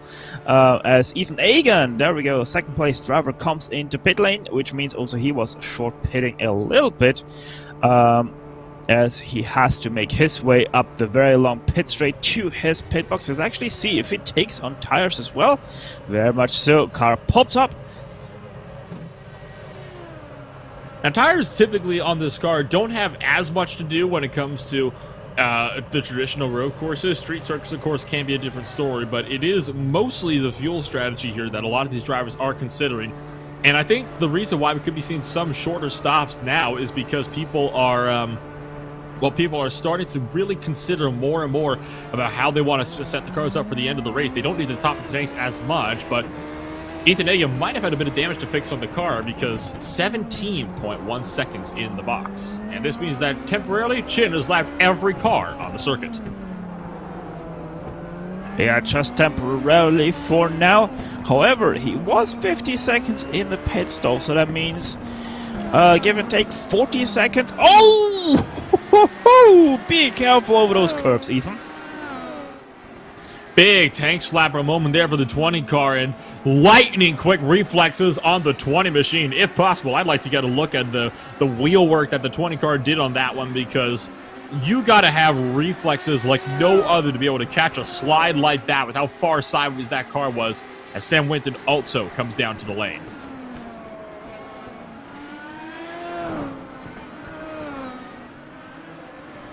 Yeah, so most definitely a lot of people on much different strategies all over, as we have a nice slow motion of that nice drift. And look at this. Look at how far he turns that wheel, then immediately just corrects it quick back to the left. That is amazing. The car just bites so much. That was a phenomenal job of showing all the wheel work there. Shout outs to our producer Hugo Louise in the camera. Sam Winton has just had another tag with the barriers, and he's side by side picking it to the fountain section right now in the battle for, I believe, about the 11th or 9th or 10th position here. But Pickenen is he was not showing any mercy here as Johnny Garrett ran over Sam Winton on pit exit there. So a pretty significant incident coming into the turn number 1. Yeah, that was interesting. Sam Winton exiting the pit lane and Johnny Garrett coming through turn 1. I wonder what happened there. Maybe we can get a replay or something from that incident. That was... I don't even have words for what probably went up there in turn 1. Well, to put it shortly, Sam Winton came out of the pits, and this will show it perfectly here. So watch this as Garrett goes to the right side of the racetrack. There's Sam Winton coming out of the pits. Garrett just runs him into the wall. I wonder, so that it kind of looks like Johnny Garrett didn't even know that Sam Winton is going to exit the pit lane here. overtook the car and yeah, just completely ran Winton into the barrier. That's just awkward. Well, I mean, how do you not know the guy's getting into the pit lane? You can see him all the way on the far right of the racetrack by the wall. I mean, it's not that hard to know a car's going to be turning in to make the corner. He didn't even turn in too much. It was all at the corner exit. Yeah, but also don't forget he was overtaking a car, so it probably was even in the blindside spot behind that car, hidden away. So, yeah, either way, a crash it was, and Johnny Garrett was just in pit lane as well, suffering his last pit stop of the day. Cycles back on out in, I think, 14th, 13th position. A lot of drivers still have yet to come down to pit, mainly Matt Molnar, Lucas Laville, and Troy Dolinchak. Those are why those drivers are somehow back on the lead lap. It won't be for long, though, I can promise you that much, because they still have yet to come down to pit as well. Looks like we do have a fight starting to brew here for 11th and 12th on the circuit. Hans Pikkinen versus Sam Winton. Winton now with a little bit of damage as he exited the pit road. Really reeling in Hans Pikkinen and going to make that pass into turn number 1. Textbook overtake. I think Pikkinen may have let him have it. Yeah, both of those drivers have already made their last pit stop of the day.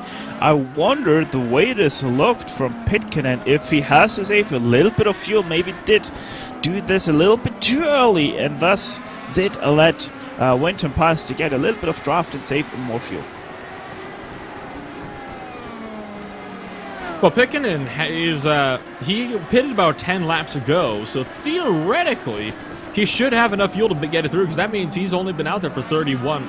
He only had 30 laps, and you can make it a solid 35, 37. We've seen drivers do that. So I wonder if maybe, if anything, he would have short-fueled the car a little bit and put too little fuel in, trying to kind of calculate how much you need to get to the end so the car isn't overweight.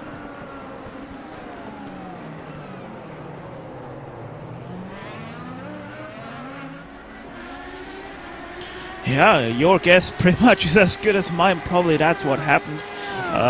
It would be interesting to see if he has to let off again. Right here, no, seems like, oh, I don't know, it felt like a little bit early there on the brakes for Pikkinen. The pit stop's about to kick on off here for the final time today. Let's take a quick rundown here, kind of through the running order, why not, of this race. It has been a pretty good race, definitely very attrition-filled early on. So Joshua Chin, current race leader, out in front by 34 seconds currently on Matt Molnar. Matt Molnar sitting in the second position there with Lucas Laville and Troy Dolinchak third and fourth, but they have both yet to come on down for this stop. Ethan Hagan is the last driver on the lead lap at the moment. He is set to cycle on up to second place. Looks like we just had another overtake for position potentially on the track. Nope, that was just another car getting around another one. RB Ewan comes down to pit lane. Sixth place, Andrew Wood is sitting in the sixth position with Robert Groscher in seventh. Rossman is in eighth with Schwarbauer in ninth. Art McEwen is in the 10th position, but this could change here if Sam Winton comes past here. In 11th place, Hans Pikkinen is in 12th. Andrew Adair Saunders 13th. Johnny Garrett 14th. Hauser 15th. Dennis Grease in the 16th position. Every other car so far has a DNF from the race, some as early as 64 laps ago. So that just goes to show just how many cars have been bitten out by attrition. Tell you what, these street circuits, they really know how to kill some cars in a hurry. Yeah, 14 cars have already retired, 16 still racing. That means we pretty much have lost 50% of the field already. Just one more car and we actually have 50 cars retired from this race, as Art McEwen comes out of pit lane yet again to start his final stint of the race. 23 minutes left on the clock, about 20 laps remaining actually, so about perfect time there on our lap count. So it is looking like this could be quite a fascinating race as Joshua Chin continues to kind of work his way around. You saw him just get ever so close to the left side of the racetrack there. That hairpin wall, I'm surprised we haven't seen more people hit that today. Yeah, thus far nobody. Oh no, Troy! That was a replay of Troy Dolinchak who had to spin, kind of tap the barriers there. Luckily for him, nobody was coming, so he was able to kind of swing it back out and get it rolling right away. Yet not even a lot of damage on that 37 car, so unless it's all underneath, he actually got away with that one virtually unscathed. Oh, Joshua, spin and spun! Oh no, he has! Joshua Chin facing the wrong way on the exit of the fountain section, so big news there for Joshua Chin. Unfortunately, it's not going to be enough for Ethan Hagen to close on up. Joshua Chin gets it rolling again, but that is a lot of damage on the front end of Joshua Chin's car. This could be a race changer. Oh, he tagged the wall. First time we've seen that happen today. Joshua Chin, a driver who's king of the road courses, clips the barriers with the left rear of the car. Now, how much damage is on that car? Oh, it is hurting bad. That car is wounded.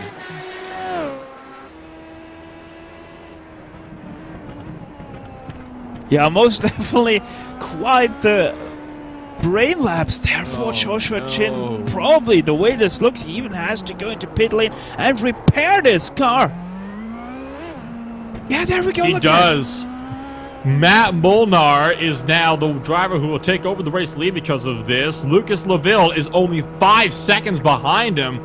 All of a sudden, the battle for the race lead has gotten a heck of a lot closer than we would have thought. Of course, these guys, again, they still have yet to come on in and make their stops. Chin down to the lane.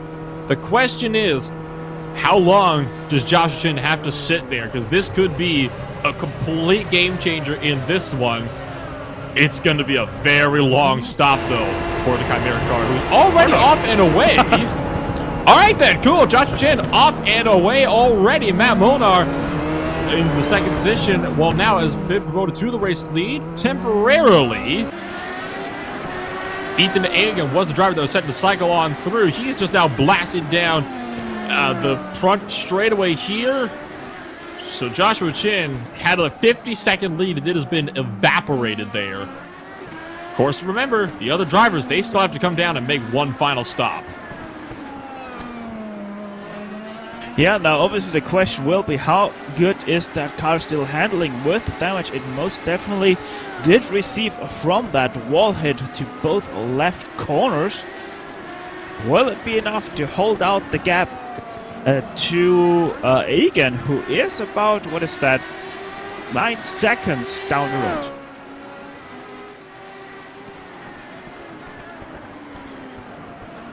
"20 minutes on the clock." This has definitely been a big news here in this race. Joshua Chin, a driver who has been so consistent all day long. Watch the wall. You definitely don't want to hit it now. You want to be as careful as you possibly can. Matt Molnar and Lucas LaVille, though, for the on-track race. Oh, got one car sideways. 12th place Art McEwen has had a spin through turn number 1 this time by. He's kind of blocking the circuit there just a little bit. This was another self-inflicted error for McEwen. Just too much on the power. He's off and away and safe and sound. Take a look at the replay here, though. Oh, that's what I call the self-inflicted spin. Just a little bit too harsh over the inside curbs. And that's what made him spin out. There we have him now behind Joshua Chin, who continues to drive pretty much in front. Right now, obviously, 3rd place because of Molnar and LaVille, who still have to pit. Who also, by the way, are closing in. Only 1.5 seconds between those two. So Matt Molnar is currently the on-track leader, but he has got to come down to pit here yet. He's got 16 laps to go. Now he comes down to pit road, and he will relinquish the lead. Lucas LaVille stays out to lead a lap, so now Lucas LaVille, defending champion, promoted to the race lead. Joshua Chin will effectively pass Molnar here in pit road to take up the 2nd position. Speaking about Joshua Chin, he just caused a local yellow flag in Firestone turn after he missed his braking point there, so I think this car is most definitely not handling like it did before. Overshot the corner, you're right. Took a look back at it there and completely stopped as well. Had to flip it all the way around on board. Way too deep on the brakes. Good job to keep it out of the barriers though, but talk about a 3-point turn and a risky one at that. So Joshua Chin is going from bad to worse. Now Ethan Hagen is just a couple of seconds behind him after being almost a full lap behind him just about 3 or 4 laps ago. That shows you just how quickly things can go wrong for you here. It's been a very long time since we last were able to fit both leaders into the same camera. But there we have it right there. Next car down the line, that is already Ethan Hagen. He's the first car behind your race leader, Joshua Chin, right there. So it is Joshua Chin, no doubt, feeling the pressure at the moment. He's got to really keep his composure, though. Lucas LaVille is now down to pit road this time by. Oh, Chin. Gotta watch that wall, buddy. He's so close to just losing the car here.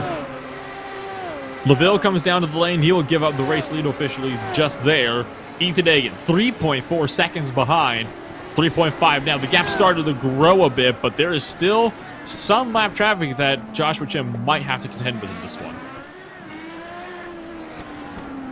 Yeah, Joshua Chin got helped a little bit by Art E. McEwen, who he lapped and thus got a little bit of draft. My goodness, Joshua, keep it steady. He's losing it. He's losing composure. Joshua Chin's got to keep focused in that car. He's been doing a phenomenal job all day long. He just has to hang on. Oh my goodness. So Joshua Chin is not helping his case here. He's just making it worse and worse, losing more and more precious time on the track. Take a look back. I believe this will be Lucas LaVille in his own battle for position here with Matt Molnar on the track. These two drivers side by side. They're now due battling for the final step on the podium. Yeah, so the very good stretches. Lucas LaVille once again made his stretch work and jumped Matt Molnar in the pits. So good on him, and also good for us because obviously this generates a nice battle. Deep on the brakes, both drivers go, and LaVille nearly scrapes the wall on the exit of the corner. Matt Molnar, though, has the long toe all the way down the front straightaway here, blasting down Shoreline Drive. In for turn number 1 at Toyota, still not close enough to make the pass. Not close enough, but getting closer. Probably could have done something there if it would have been desperate, but also Lucas LaVille, good, very good eyes there, watching Matt Molnar and realizing he's not gonna be there, and thus went back onto the racing line after already starting to defend down Bridgestone. Might have been trying to break that draft too. It's always a very crucial tactic at any track, especially this one though, where that's the one place where you can pass really is down to the Toyota. That's where you want to make sure the draft is broken up as much as possible so people aren't going to be, trying to make the run up on you all the way down that long straightaway. So now Matt Molnar, what to be able to do here? He could be able to close out big time here through this hairpin here if LaVille locks up, which he does just the smallest bit.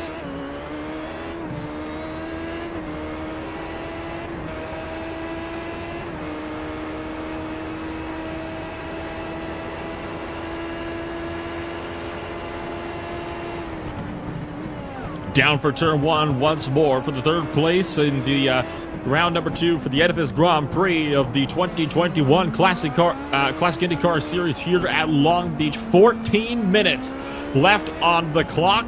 An estimated 12 and a half laps left to go. Joshua Chin has begun to pull away from Ethan Hagen. The gap's up to 6 seconds and continuing to grow. This third place battle, the only one currently on the track, but even this has started to grow as Lucas LaVille is starting to get a gap and continue to grow this gap over Matt Molnar.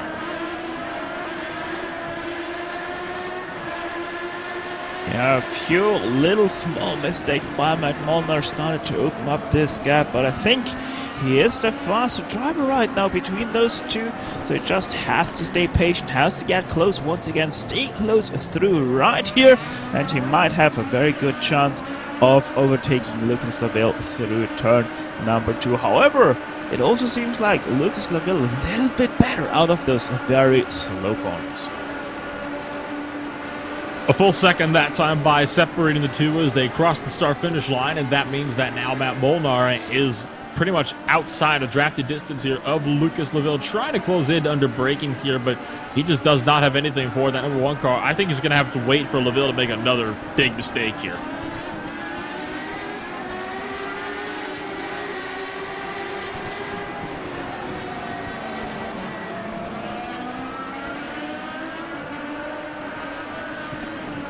LaVille himself is about 21.8 seconds behind Ethan Hagen, who's running up there in the second position, a full half a minute behind Joshua Chin, the race leader, which may as well be half a lap at this point. Robert Groscher has just come down to pit road for the final time today with just 11 laps and 12 minutes left on the clock. Stefan Rossman and Willie Schwarbauer, I think we could also see coming down to the lane as well here shortly. Those are two other drivers that have been going 35 and 31 laps on their stints respectively.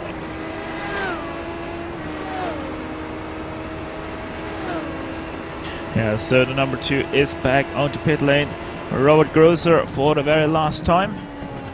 Just a very small, short stop. Even was only a splash and dash there. That's kind of what we were expecting at this point, just to get just enough fuel to get him to the end of the race, and then they can just have that sprint to the finish at this point. I think that's what Grosser is hoping for.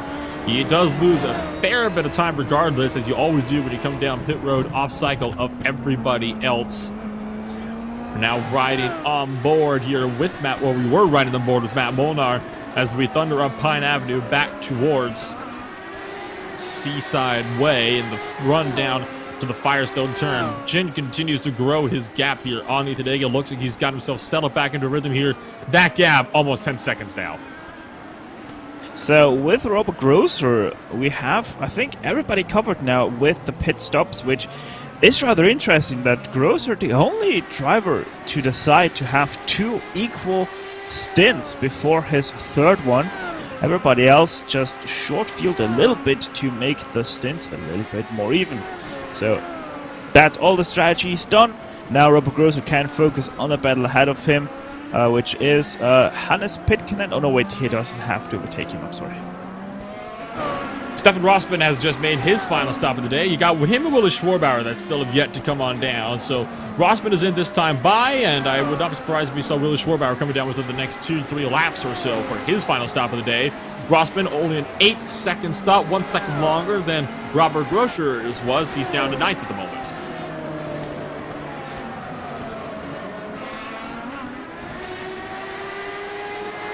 Well, now I know where my mistake was with all the pit lanes. I accidentally had marked Schwabauer and Roseman already as pitted.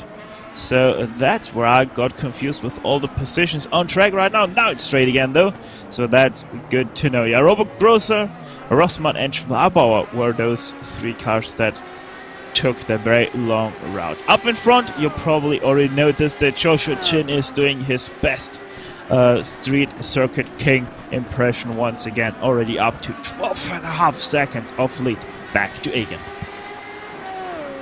10 minutes, approximately 9 laps remaining this time by. So these drivers, they are having an absolutely fantastic race so far. We got a bit of excitement there when Joshua Chin clouded the wall. We thought at first he might be in trouble there. Not so much. He's managed to kind of get himself sorted again, and despite losing almost a full lap back to Ethan Egan, he has now been continuing to extend that lead. Now, it was down to about 4 seconds earlier. Well, now it's up to 13 seconds. He is going to continue to pass by some more lap traffic all the way down Shoreline Drive for turn 1. Thought he might be getting a little bit loose there under braking. Yeah, he locked up his front left tire nose a little bit to rears, and that's how he got a little bit sideways. You did catch that, and most definitely correct. Joshua Chin, there's only one way he knows how to drive, and that's 110% of pushing.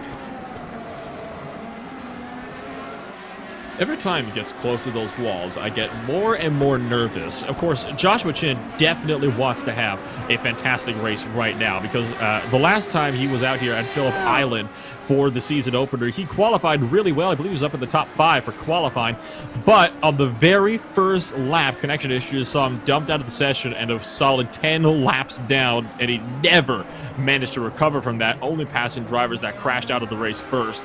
Now he's trying to bounce back with a win here at the Edifice Grand Prix at Long Beach.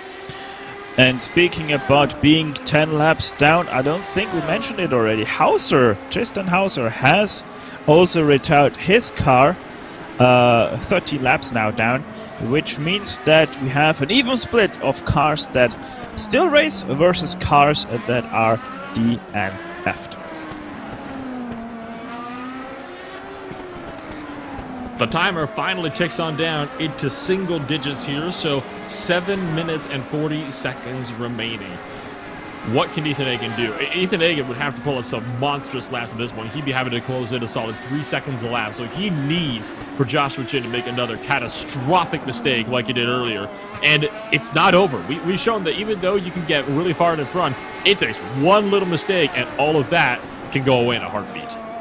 Yeah, I think at this point, Ethan Egan needs like a tsunami or something like that roll over Long Beach so that Joshua Chin can't finish because he can't see the roads anymore because they're all covered with water. But yeah, no, it has been a very strong performance either way by Ethan Egan. He has been very precise. He hasn't made a single mistake today. And I mean, you always have those races where someone is just that much better than you and you just can't do anything about it. And well, who else than Joshua Chin to be that bad on a street course? Ethan Egan just now crossed the line, and to give you a bit of a reference as to where he was, when Ethan Egan crossed the line, Joshua Chin had just made it out of the fountain section.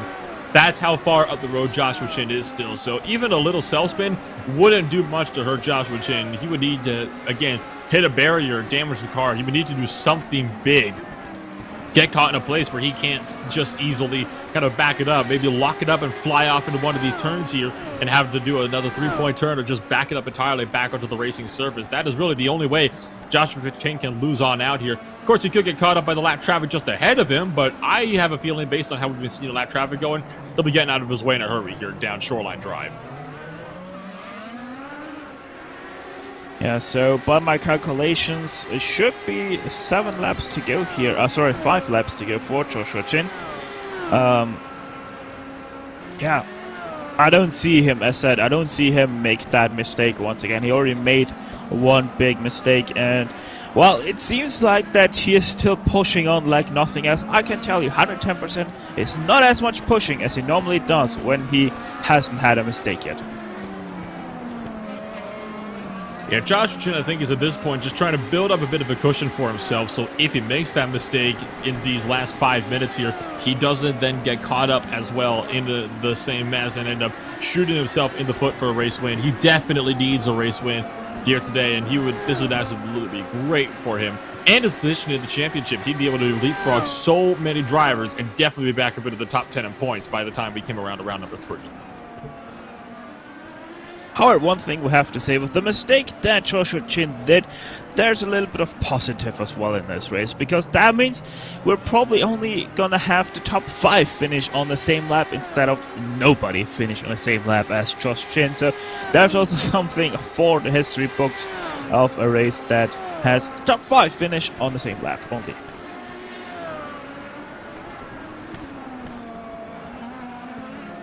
Going to be 4 laps this time by at the line for Joshua Chin. The run's still looking strong, and at this point, there's really nothing that can stop that 93 car apart from another self-inflicted error. Like you've been saying, he's been doing a phenomenal job all race long. He always does at these street circuits. There are 2 places where Joshua Chin excels just about more than every other driver. Those are ovals and street circuits. And Joshua Chin is showing why he is the street course king of the Classic IndyCar Series here today.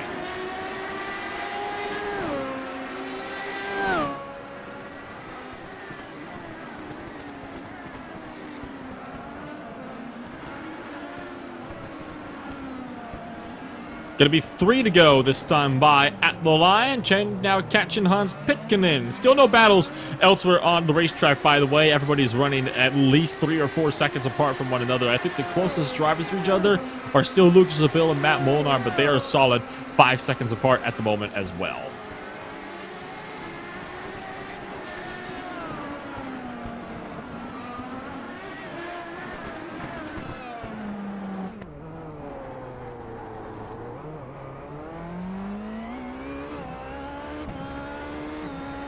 So as we take a ride on board here with Ethan Egan, the second place driver, I tell you what, Ethan Egan has had a fantastic start to his season as well. He came out swinging in the round number 1, and he ended up upsetting Troy Dolanchek in his victory there. So Ethan Egan broke apart a storybook win there, and he managed to take victory. And now he's going to bring it home here if he could just keep it on the track here in second place as well. That in of itself shows just how much better Ethan Egan has been than last season. If he keeps these performances up, he could honestly be a very serious title contender come the season finale. Yeah, obviously still very early in the season here. We have seen 2 different types of racetracks, though. We have seen the street circuit with Long Beach here, and we have seen Phillip Island, which most definitely is a very different track. So I mean, we have seen drivers excel at different types of racetracks already. However, the big game changer will be when they first hit the banks of an oval. Oh, absolutely.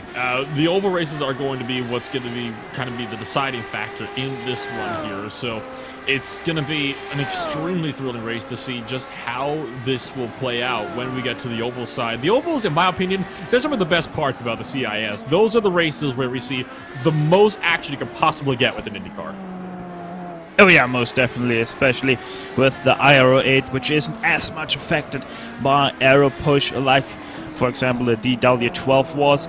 So it is a little bit more pure racing on an oval with a lot of things that you can do with your setup and even with the things you can control from within your car during the race. So if you really fancy some great racing, watch out for the next time the Classic IndyCar Series visits a banked oval. 2 laps remaining here for Joshua Chin. 1 minute 10 remaining on the clock. The laps he's been turning here, what we've been seeing them so far, they have been pretty much about a pretty solid 107s here. So we're expecting the second lap here. It will be a bit tight, but we are expecting a one more lap here from Joshua Chin.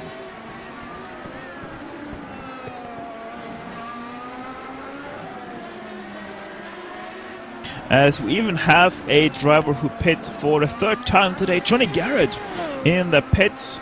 He has to make one more stop, can't make it with the fuel he packed into his car.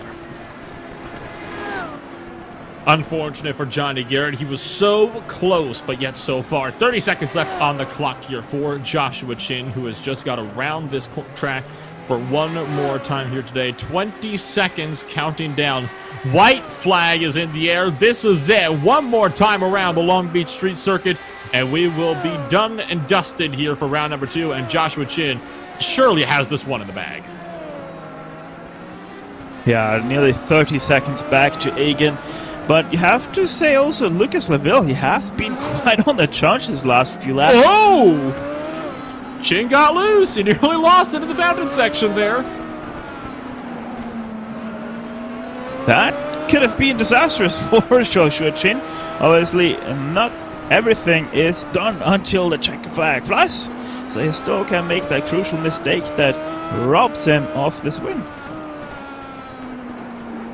Making the right-hander now onto Seaside Way for the final time today up towards Firestone. The last driver he might catch is Johnny Garrett, but I don't think he's going to catch Garrett either. Joshua Chin into the parking lot for the final time today. He has been doing a phenomenal job all race long. And once again, just like every other road course, it has been an absolute clinic and non-stop domination from Joshua Chin. He will come across the start-finish line and win the Edifice Grand Prix here in Long Beach for round number 2 of the 2021 Classic IndyCar Series season. Well-deserved win for Joshua Chin, and definitely a huge turnaround compared to how his season started out. Yeah, bouncing right back after the disastrous race at Phillip Island. Can't do it in any more style than that, as Ethan Egan's second place driver is going to cross the finish line. Also, once again, a great result by Ethan. Lucas Laville will be just about 10 seconds behind. He will clock it off for the he will be in the final podium position in the 3rd position, with Matt Molnar going to be taking it home in 4th. Troy Dolanchek, the last car on the lead lap, he will be the one to finish it off in the 5th position here today. So for Dolanchek, it's been another decent race as well for him. Like I said, he was kind of the storybook driver last week. Didn't quite get the win. Didn't quite get it here this time. But still, a top 5 is certainly better than nothing, especially when you're the last driver on the lead lap. The final couple of cars have just now crossed the start-finish line. The results are official. Let's take a look at the post-race results.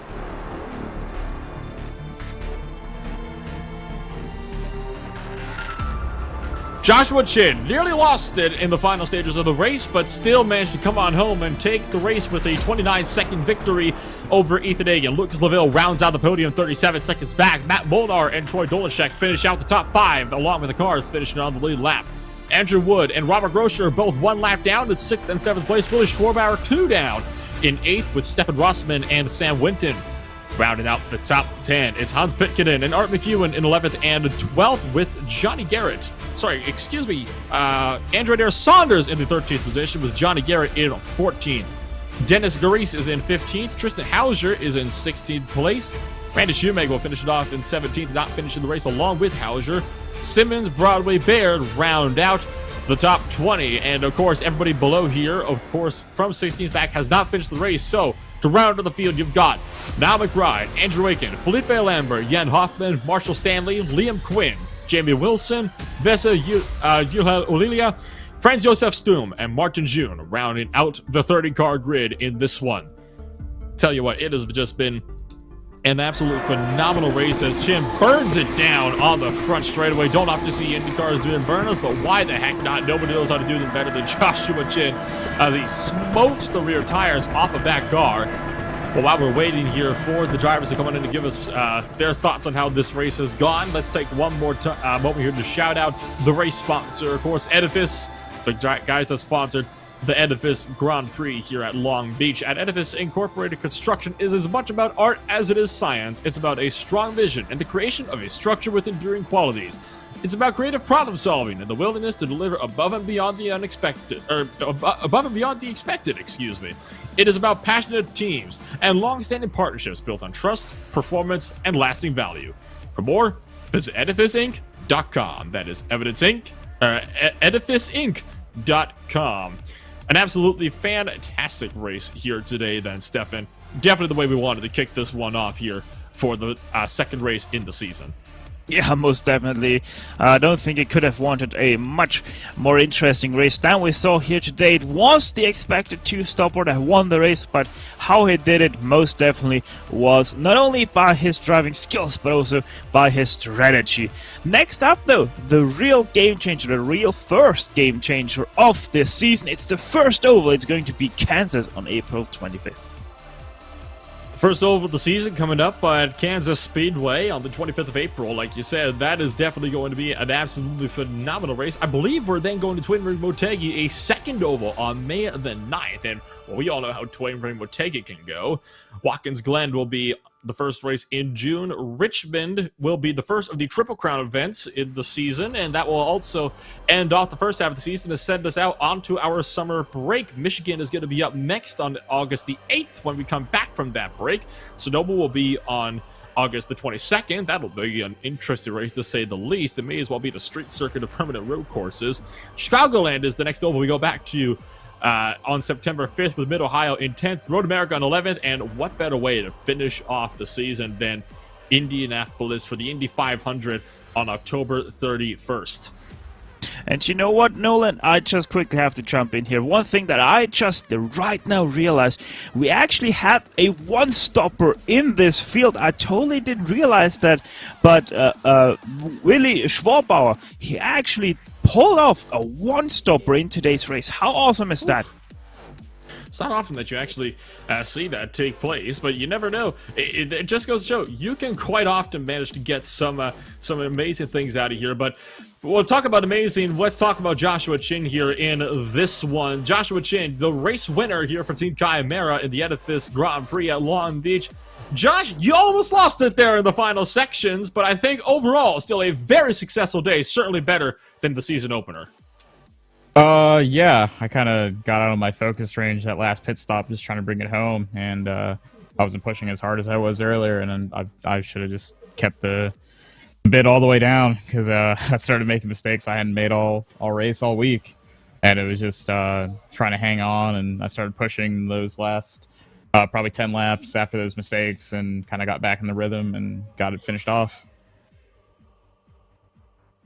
Well, kind of talk us through this race here, Joshua, because once again, just like Detroit, you were able to almost lap the entire field. You almost did the same thing at Detroit just last year in 2020. What is it about street circuits that just allows you to be so good when it comes to these types of racetracks?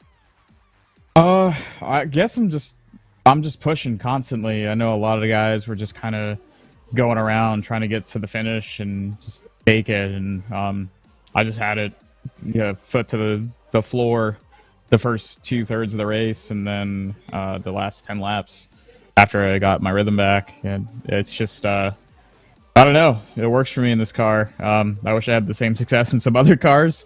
It doesn't seem to translate all the way over, but this car, for whatever reason, it clicks and I can just go. Well, he certainly showed exactly what that Team Chimera Delier IR05 here can do today, and no doubt we'll be seeing what you can do here on the oval side when we head over to Kansas Speedway in just a couple of weeks here. Before we let you go here, Joshua, anybody you'd like to shout out for us here today?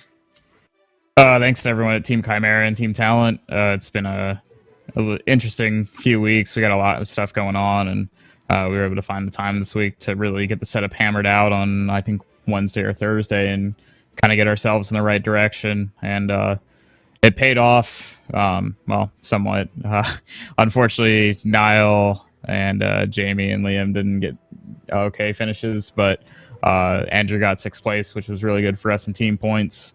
So hopefully get the rest of that sorted out and get some good finishes on the ovals. It was a strong suit for us last year, and I think it'll carry over this year too.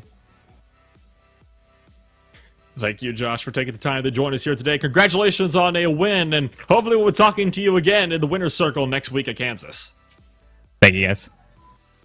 That was your race winner there, Joshua Chin, bringing it home for Team Chimera. We're going to bring in the 2nd place driver here of Ethan Hagen, taking it home in the number 20 car. Ethan, didn't quite get the win like you did last week, but you certainly still managed to bring it home in the 2nd position. So overall, I'd have to say you're looking very spicy here for a potential championship duel here if you can manage to kind of keep these performances up. Do you think that's reasonable here? Do you reckon you can maybe go for a title fight here if you keep these up? I think so right now. I mean, with finishing 1st and 2nd the first 2 races, things are looking good so far and hoping to keep this momentum up. Kind of go into Kansas Speedway a little bit. It's the first oval we've got in the season. We've seen what you guys can do on the road courses. What's the strategy going to be when we get around to the oval side of things? I believe the strategy is to just get a good setup and hoping it's good enough to stay at the front of the pack and have good pit strategies and stuff and stay out of the wrecks. And we don't have the most amount of time here, I'm afraid, Ethan, so we are going to have to kind of cut things a little bit short here. But before I let you go here, anybody that you'd like to shout out for us today? I'd like to shout out to Johnny for making this team possible. I couldn't have done it without him and letting him join me as one of his teammates. And I got to thank my family for supporting me through this whole thing. So, yeah. Thank you, Ethan, for taking the time to join us today. Congratulations on another successful day, and we'll see you, hopefully, again next week at Kansas. Thank you. Appreciate it. That was your 2nd place finisher, Ethan Hagen. Going to bring in the 3rd and final driver to give us a talk here today. 3rd place runner, Lucas LaVille. Lucas, I think it's safe to say, once again for you, much like Joshua Chin, a much better day today than in the season opener. You managed to bring it home to wrap out the podium. How does it feel? Could have been a bit better if not for the incident in lap 4 with my teammate once again.